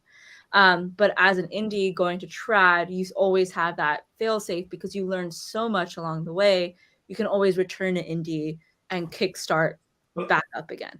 I will say, like, my main thing that I definitely think is going to be huge in the future in the next 5-10 years is hybrid is going to dominate.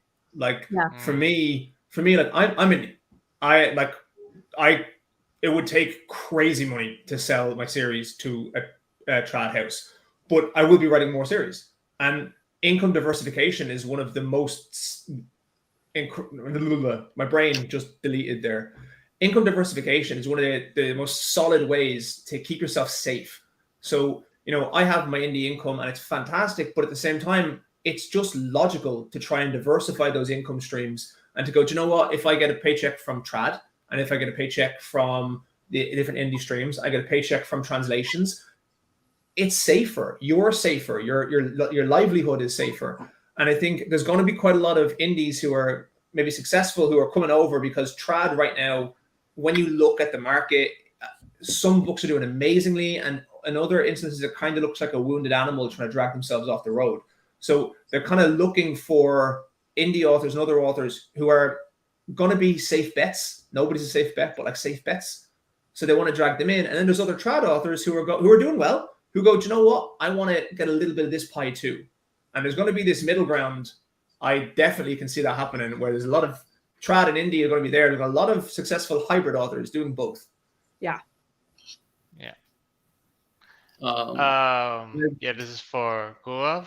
Quickly answer that. Yeah, it was difficult initially, and again, that's what I had to do. Like, this is what I spoke of at the start. Like, I had to connect fantasy as a genre with mythology, and kind of, the package was mythology, but the moment you open the gift wrap, it was all fantasy. So I had to lead the audience in through the door, and that's how it worked for me. Because again, this dragon. Just a Trojan horse. Yeah. Exactly. So that's how it worked for me, and it's still like, and I'm glad because when people read my book, now they're discovering, which is a great honor for me, that they're discovering Malazan. And someone said, okay, so I've read Sons of Darkness, now I'll go to Joe Abercrombie, and I'm like, I'm the stepping stone to discovering that these greats who have inspired my book. So that's awesome, and I think that's kind of this whole cross cultural intersection of marketing that does happen. Like, that cover did not hurt though as well. Yeah. It's a gorgeous cover. That's a beautiful cover. Thank you. Because I know there's an old adage that books should not be judged by the cover, but I don't think that no longer. It applies everywhere except for in the book industry. Exactly. Especially in so many books, the fact that you have invested a lot in the cover shows that this is a serious author who, and the cover is a window into the content inside. And Man, people always talk about covers and they talk about like, should it be this or should it be that? Should it be the only baseline for anything you ever do as an author is it has a baseline professionalism. Your cover, it doesn't matter what it is. You should be able to line it up against loads of other covers and nobody should be able to tell the difference from a professionalism point of view. The quality and professionalism should be the same. And yours is like, you put that up, your cover could have went on any shelf in the world. Like, 100%. And that's a big thing. It shows. It shows that you've put the effort and time and you've really put yourself into it. Yeah, because my indie company refused to pay, because Michaela is this amazing designer from London. Michaela Alcano she's just the bomb for all covers right now. So I'm glad that she was free then, and I was glad I reached out to her email, and she was so kind. And I was like, it's okay, if my publisher doesn't want to pay, I really want her cover for my book, and I'm glad that I manifested that. So that's a really good investment. That's priceless. Yeah, totally. Yeah. I could not have put that is a great marketing decision. It is. It really just trying to steer us. How long do you think one series can sustain a person's living expenses? Ask Patrick Rothfuss. But yeah, I mean, it varies. That's how long is a piece of string. It totally depends on the series. It depends on the series. Depends on the author. Depends on the sales. Yeah, it depends on your personal habits. So yeah. There's loads of massive authors who are sustained off a single series for their entire life. Yeah. Tiago asked, how do you go about getting keywords for the Amazon ads? Do you use any software like Helium 10, Publisher Rocket, etc.? I use Publisher Rocket sometimes, but I mostly focus on ASAN ads and not the keyword ads because there's a lot less control in the keyword ads. It's a lot more scattered, and I just haven't. Some people do amazingly with keyword ads. I just haven't gotten that yet, and I haven't had the time to sit down and nail it through. And I'm slightly obsessive with these kinds of things. So like what'll happen is like I'll sit down to do it and I will be gone for 12 hours. And that's just it. I'll forget to do anything else in my life and I haven't had a chance yet. But Publisher Rocket is great software. It works really, really well. It's really user friendly and it's quite good. Yeah. We do. So I think we're at the end of the questions over here. We do still have a few bookmark questions.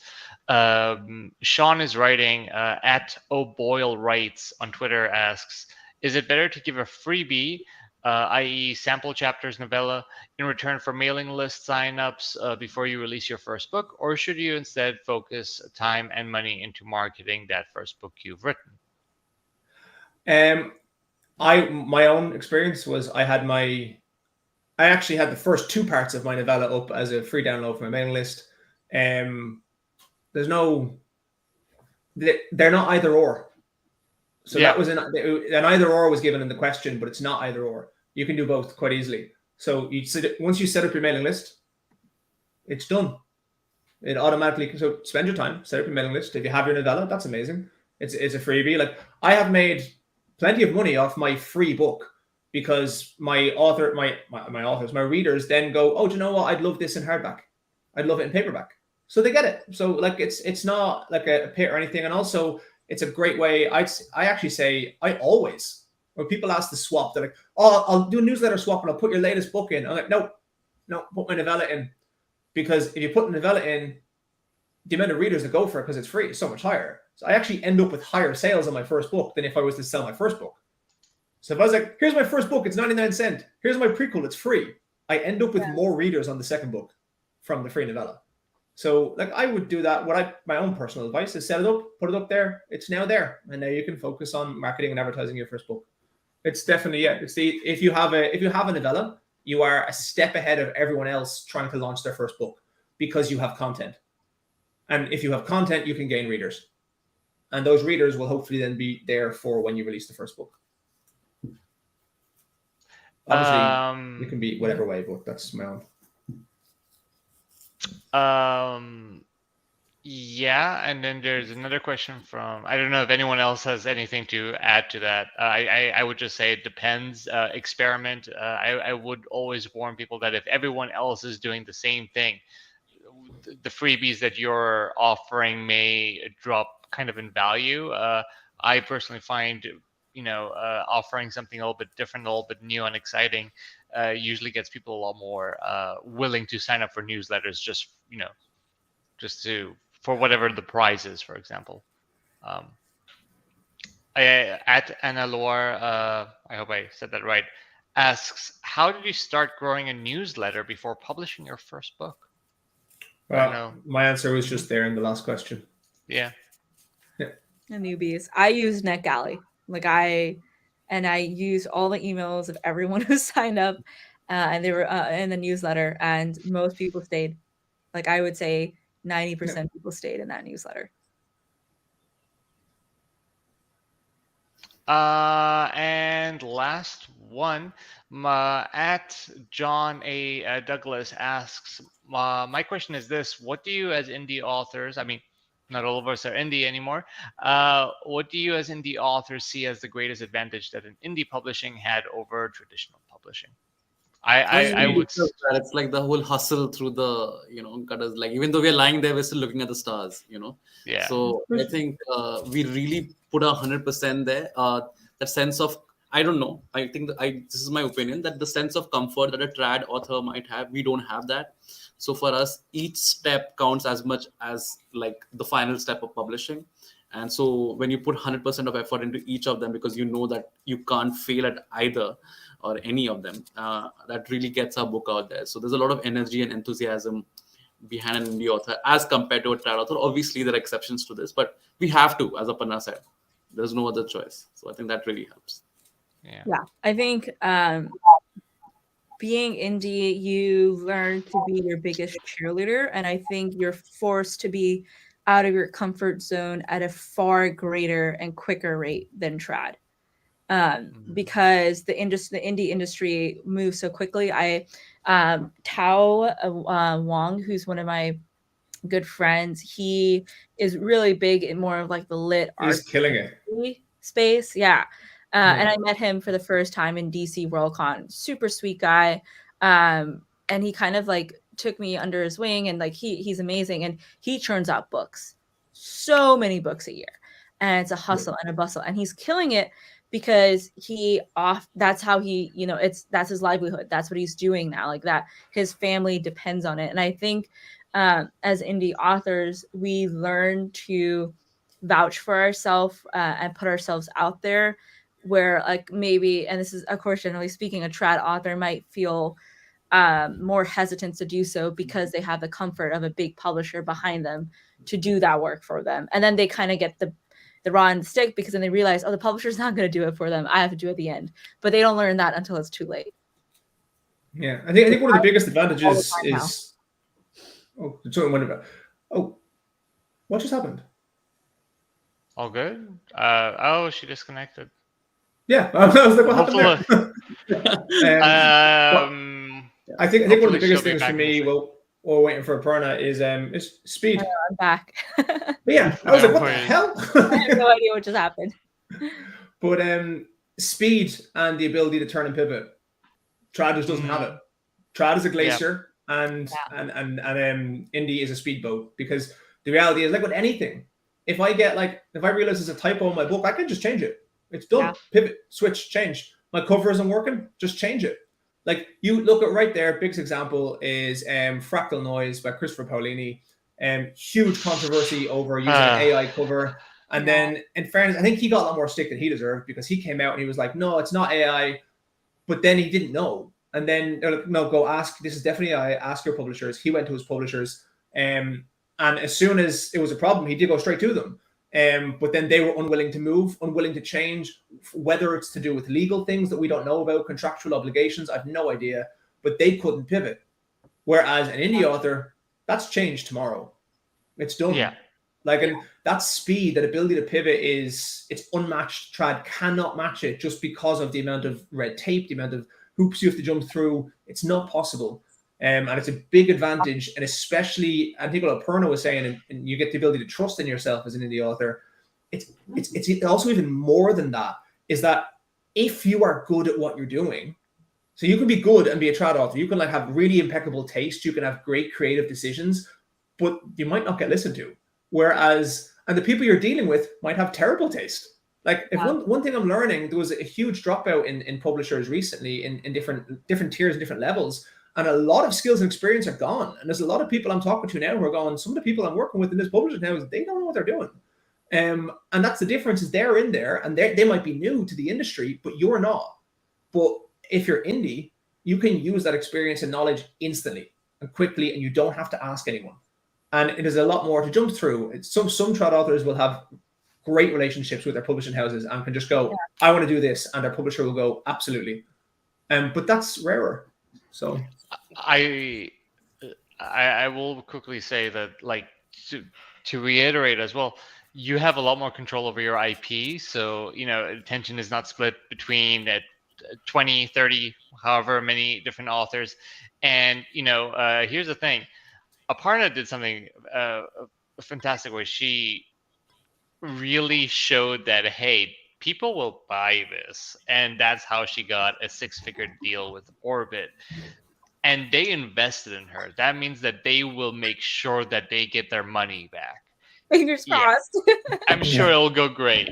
But here's the thing. If chances are that if it's like, okay, it's a debut, you go straight to trad, you get a 10K advance.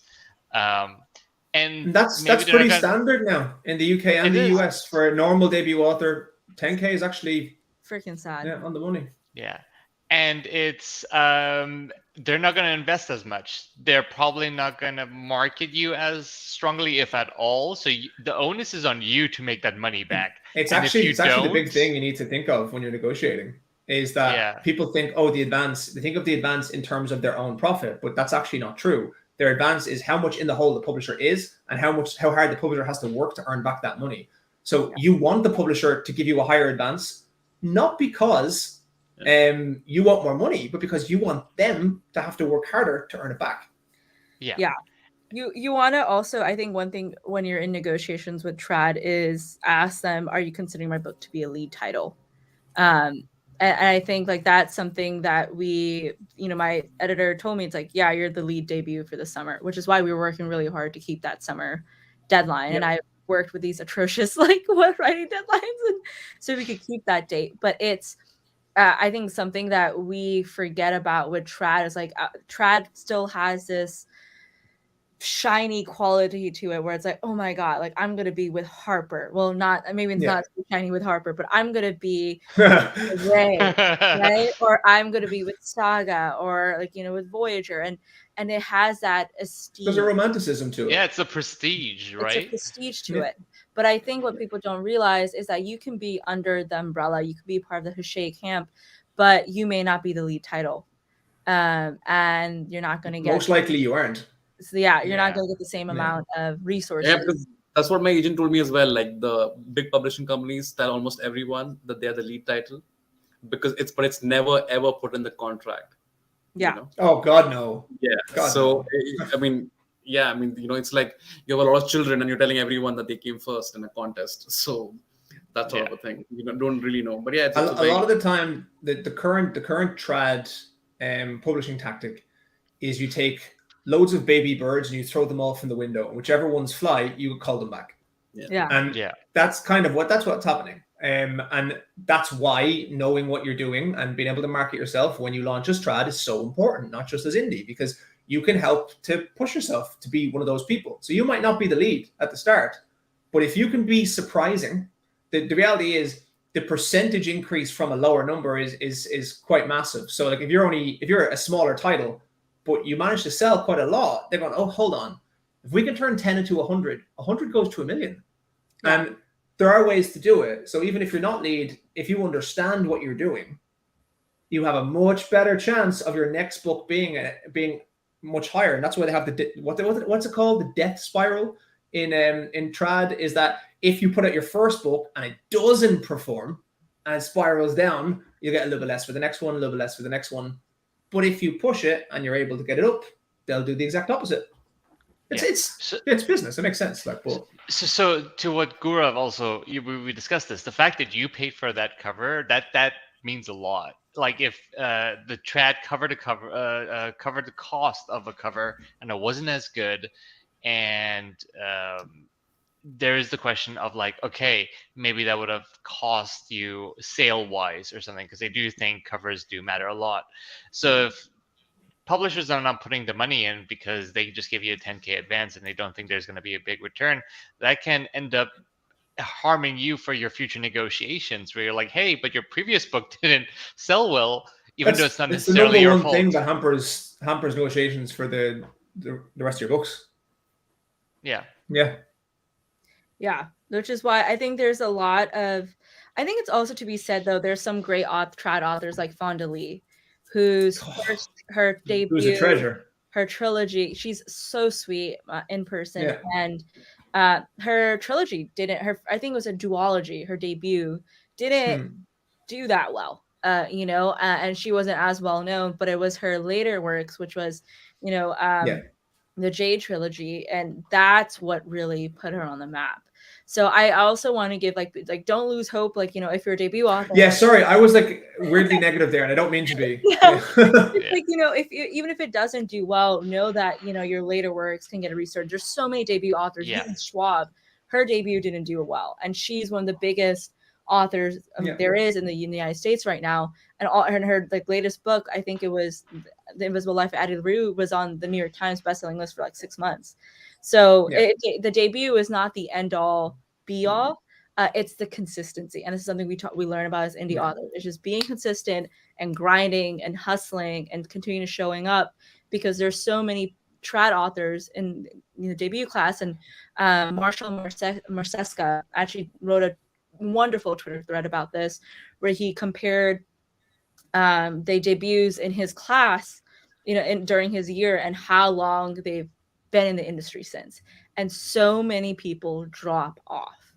So as long as you can be in this industry by your teeth, and if you're continuing to publish, and if you're continuing to like get sales, and you have like readership, you're ahead leaps and bounds by so many other people. I'm actually so happy you said that, because it's so unbelievably true. And I was way more negative than I meant to be when I was saying it there. And you're completely right. And it's the one thing that I say all the time is there is literally there's no field, no sport, no anything in the world that is not dominated by consistency.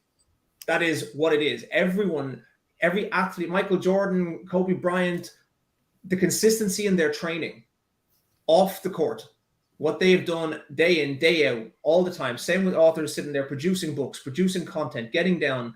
Like, that's always going to be what helps push everyone. Yeah. I think we got two questions that are related to each other on their chat. It's by Mythology Press, and I can't read that username. Says, can there be something created like the Hugos but for indie fantasy? I think SFPBO or SF, is it BPO? Even Indie Ink Awards. These are the two ones which are not going with the conventional thing that you just reach out to your readers and they vote, and then it's about a follower base that comes in. But Indie Ink Awards has that actually to get into the semifinals, and from their semifinals and finals are all about them having a jury who does that, and that's something pretty cool. SFPBO as well, but that's completely restricted to self-published books. But there are authors like I was, where small indie companies publish it. Indie Ink Awards also allow that kind of books to, kind of feature. So these two. Hugos have just such a massive prestige. It's possible, but it takes decades to build. There and it would be nice and romantic if Hugo decided to have a Hugo Award for indie authors as well. I mean, I don't know if that can happen. I honestly, I wouldn't want that. I wouldn't want the Hugo Awards to have for indie authors. I want indie authors to be included in the Hugo Awards, because once you create a big place like that and you separate indie authors from trad, you're just assigning a different standard. You're saying that indie authors are of a different standard to trad authors, which I would never want. It's more about getting the inclusion to actually be there. Which is, do have indie authors ever reached Hugos? I do not know the history. I don't think you can. I think it's you have to be traditionally published to be a part of it. There's also, I recently learned of the BBNYA, which is also for small presses. Babinia. Yeah, exactly. The Babinia. Babinia. There's also the Mythology Press about brick and mortar. I mean, like, if you want, I don't think Hugos necessarily always translate to big sales as well. Does not. It's Yeah. just prestige. Oh no, actually, I'm pretty sure historically they don't lead to really any sales. I was talking to a guy. I was talking to Ronnie, Ronnie Verdi, and he was talking to recent people who've won Hugos, and he's like, honestly, like a lot of people who've won Hugos in the past, unless they were already making money, are not making any more money than they were. Yeah. But that's the brick and mortar bookstores is massive for trad. Like, as in, that's part of the romanticism. It's part of the reason why, look, all authors, I don't know an author, unless they're lying, who wouldn't say that they want to walk into a bookstore and see their books on the shelves. Exactly. Like, it's massive. And trad does have a stranglehold on that. And you'll see it. It's quite observable when you go to Amazon, and you'll see whenever any traditional publisher acquires an indie book, they will almost always jack up the ebook price to only a tiny bit short of the paperback. And that is quite clearly to push people towards paperback, because trad has a very strong hold over the print, and why that's what they're doing. They're pushing people towards the area that they control. And you can see it quite observably. They did it with Travis Baldry's book as well. I remember that was like $2.99, and he was ranking top 100 in like every country. And then they bought his book and increased it to like $15.98 for the ebook. And I was like, and then it dropped from like top 100 to like 178,000. And it's doing that. It's funneling people towards. I can't see another reason why you would ever do that unless you're funneling people towards a different medium. Yeah. Which, why not? I also think one thing that I, being more in the trad world now, and I'm still learning, but one thing that I've personally, and this is just me personally, have seen in the difference between the indie world and the trad world is that I feel like the indie world, like this discussion, is a lot more collaborative and a lot more welcoming and willing to help one another. Because when some person learns how to crack AMS, it helps everyone else. You know, it really, and like I think the indie world believes in that method of abundance. Like, like there's so much to share, while it's the rising tides. Yeah, the trad is the complete opposite. I personally, where I feel like things feel more finite because there's only one book gets the lead title in that season, right? Like there's only a few books that get special treatment from that publisher who get pitched towards these events versus like other ones. And there's a bit more there's still collaboration. I think authors are more than willing to help each other. It seems far more directly competitive. I hadn't thought about it that way, but it makes a lot of sense. But with the publisher itself, it's like it's harder. Like some books will get placements at the at the front of the store versus other books, and who gets a table at Barnes and Nobles versus who doesn't. So I think like that's where trad it gets a little bit more. Like if I sell 1,000 more copies than Kian, it doesn't matter. We both sold loads of copies. But if you and Gourav are in the same publisher and you sell 1,000 more copies than Gourav, you're probably going to get better deals the next time around. So I didn't think that there is actually quite that makes a lot of sense. I just never thought about it.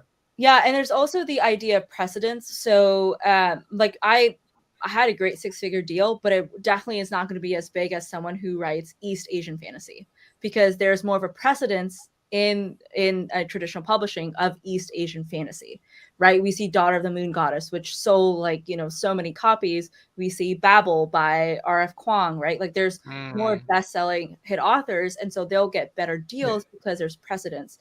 Indie authors, like Indian authors, literally there's no, like Gourav and I and Ronnie, like who else is there that's doing what we're doing, right? And so it's a little bit harder to kind of like break into that space and set that precedence. But I think like the more that people are showing up, and like now that Gourav's entering the space, I am, Ronnie, Tasha Suri, Vaishnavi Patel, Kian, like there's more and more people to have one, like help people see like, oh, I loved Ronnie's this happened with Petrick Leo. He loved the first binding and wanted more South Asian fantasy. That's how he found the Phoenix King when the Orbit announced. He's like, oh, another Indian fantasy. It's amazing. And I'm like, wait, my book exists? Like that's a huge honor. Oh, I used to follow his YouTube videos. So I think this is where like indie helps. Is like once you start reading one person's book, if you read Ryan's book, like, oh, I want more books like Ryan, let me go find someone else. I think that helps so much versus trad. It's a bit more, fighting over finite resources. Yeah, It's I very, will it is, say. sorry, go ahead. I will say that I think yes, you guys have to set precedent, but things seem to be going well, and you guys are not having that much competition right now. So if you guys put in the groundwork, then you're staples, and I think Yeah. that's Well, a that would be- I'm saying, but before I think I before told this to RF Aparna sometime back. Sorry, Ryan. I told this to Aparna sometime back that it's like we are the fathers and mothers of Indian-based fantasy, Yeah. where you're setting the carpet so that it can start, because someone had to start, and it's an honor and also a burden and also a challenge. Yeah. And I hope that we live up to the responsibility that we suddenly find ourselves bearing, and it's kind of awesome. But that's it. Like before RF Kwang and everyone else coming through that area, it was unprecedented then. Exactly. They're the precedent. So they've said it. So now, and they're known for inspirationally, it. you guys have to be the precedent. Yeah. Yeah. No, It's we down have to a brain. whole chat. Ronnie, Gaurav, and I. We're all like, okay, guys, we're gonna blurb each other's books. We're gonna put ourselves on a map. Like, we're gonna help each other. That's so cool. But that's what you want. That's what you love. Like, and it's like what you're saying there about being collaborative. Like, I'd have groups now with a couple of authors who we write similar stuff. We're going, hey guys, like, there's gaps in between the end of our books. Like, I don't have a book right now, so why would I not funnel people from the end of my most recent book and say, hey guys, while you're waiting on my next one, these authors are my friends. They're really cool. They write great books. It's in the exact same kind of genre. Go buy their books, because there's this weird thing that, it's not weird now, but books are not mutually exclusive. Like, as in, liking one doesn't mean you can't like the other, and it's the exact opposite. And the idea is that I want to create. You want to create that genre, create the love of that genre, create the demand for that genre. So I'm going to keep sending my readers into more books like that while my series is waiting for the next book, and it'll help build it and help build a community. And that's exactly what you guys are doing now as well, which is really good. I'm forgetting Really? sorry, Kian.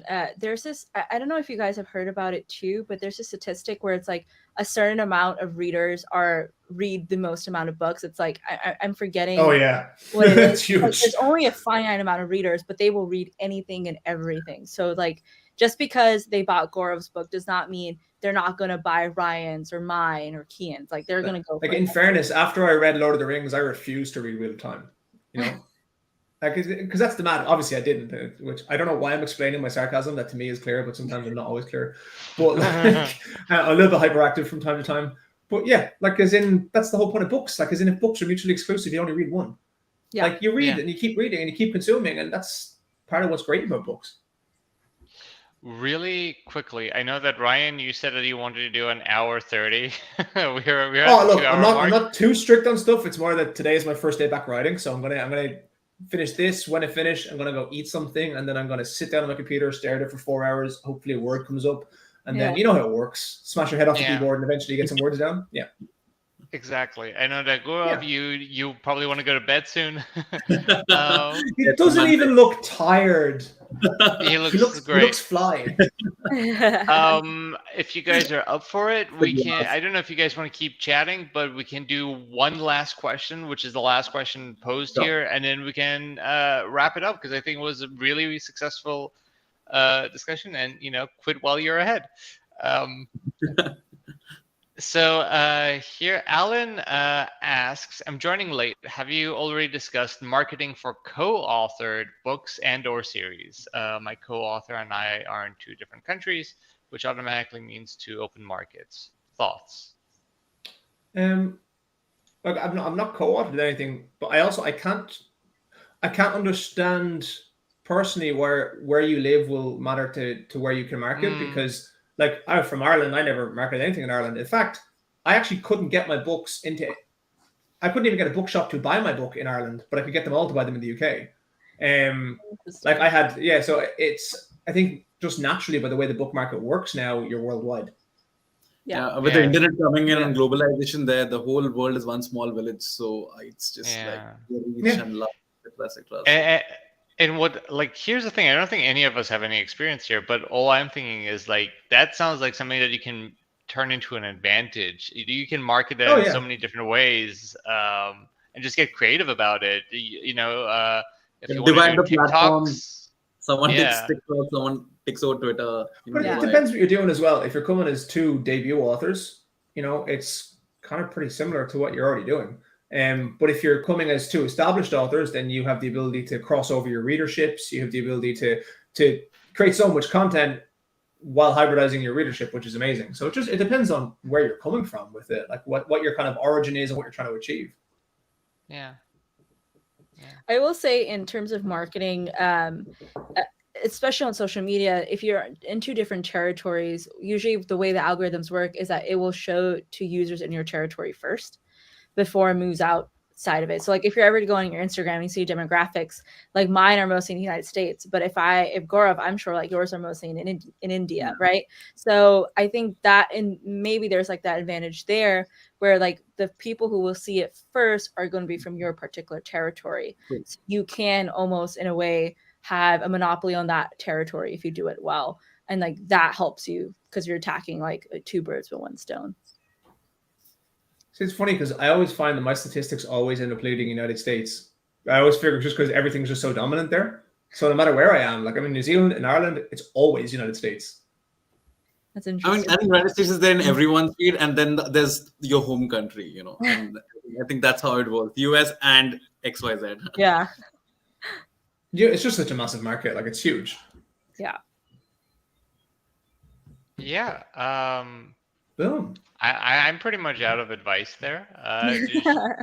Should we do a quick like 2-sentence closing statements from everyone? Like, what is one thing that you want people to take away from this? I hope that you realize that there's just so many different ways to go about it, and and I hope that you realize that doing everything as much as you can, it's, as Ryan had said, it's never a either or situation. It's always all of them as much as you can, whatever you're comfortable with. And just read up more on this, while you're in the build up to your book launch, just keep reading on different marketing techniques and figure out what suits you. And because there are these amazing people who have put it out there on text or on videos as to how to go about it, because that helped me in my journey. And even this conversation, like I'm thinking, but okay, wait, Discord server, that can work. Yeah, I know. Gotta go Okay, I have to do this. So it's this is a continuous and consistent learning process. So just make the most of it. Yeah. Sorry, that was long in the 2 sentence, but yeah. No, it's perfect. I mostly put that rule for Ryan. Hey. Yeah. I am a natural tangent. That is who I am. Yeah, that's great. I mean, your advice is it's worth it. I would just say, if the only advice that I would give is think outside the box, be creative. There are rules in the scene, but some of those rules are like, if you find the right way to break them, it can definitely be what sets you apart from the competition. Yeah. Huh? The only thing I would add is just stay consistent. Like I'm sorry, I'm like trying to stay away from the sunlight. But I would just, stay consistent, keep grinding, because, you'll, like Gaurav said, try. It's not either or. You're going to try different things, but don't give up after 2 weeks of trying said thing. Give it a month, give it 2, and, just really give it your all. And if you feel like, okay, after 2 months, like TikTok, this just isn't my thing, that's okay. But I think you did your due diligence, you did your homework, and I think you gave yourself the respect of like not quitting while you're ahead or while you're early into it, and giving yourself that full experience. And then like you can kind of leave that off on a good note and then move on to the next platform and see if that works better for you. Yep. Huh? I think the only thing I would say is, like we were saying to Aparna at the very start, and we asked you, what is your tactic? Okay. Which is obviously, there's 50,000 different things you would have done. It's just for people. I think that one of the biggest questions I get all the time is like, oh, what is the best thing you did? Or could you have any super tip? And I'd be like, look, there is no super tip. There is no silver bullet. A lot of people don't understand that. And when you say it to them, they don't want to hear it. But there is no silver bullet. There is no super tip. You got to work your ass off. And it's just understanding that is one of the big things that I think is really important to know, that you're going to have to work your ass off. There is no easy way. And not a way for you to guarantee anything. Some people will just spike from some kind of viral thing, but in general, you have to work your damn ass off. It's not easy. Yeah. I think it's understanding that is, if you're feeling a little bit drained and if you're feeling like it's really damn hard, that's because it is. Absolutely. Yeah, it's worth it in the end as long as you're doing what you love and it's what you want to do and you're happy doing it. That's what matters. But it's very rarely easy. Yeah. Okie dokie. Thank you everyone for coming. I love this. This was really cool, and I'm glad that I mean I already spoke to Ryan, but I got to know Aparna a little better and Gourav, and yeah, thanks guys. It was really nice meeting you guys as well. Yeah, thanks for That was- inviting us, that was Kian. really intense, and I love that. And thanks to Adrian and SSF Addict Podcasts for giving us the platform. All right, guys, have Thanks, a great guys. day, everyone. And I'm gonna have a shower now. okay, guys, see you, everyone. See you guys. Bye. Have a great day. Bye bye now. Bye bye. Bye bye.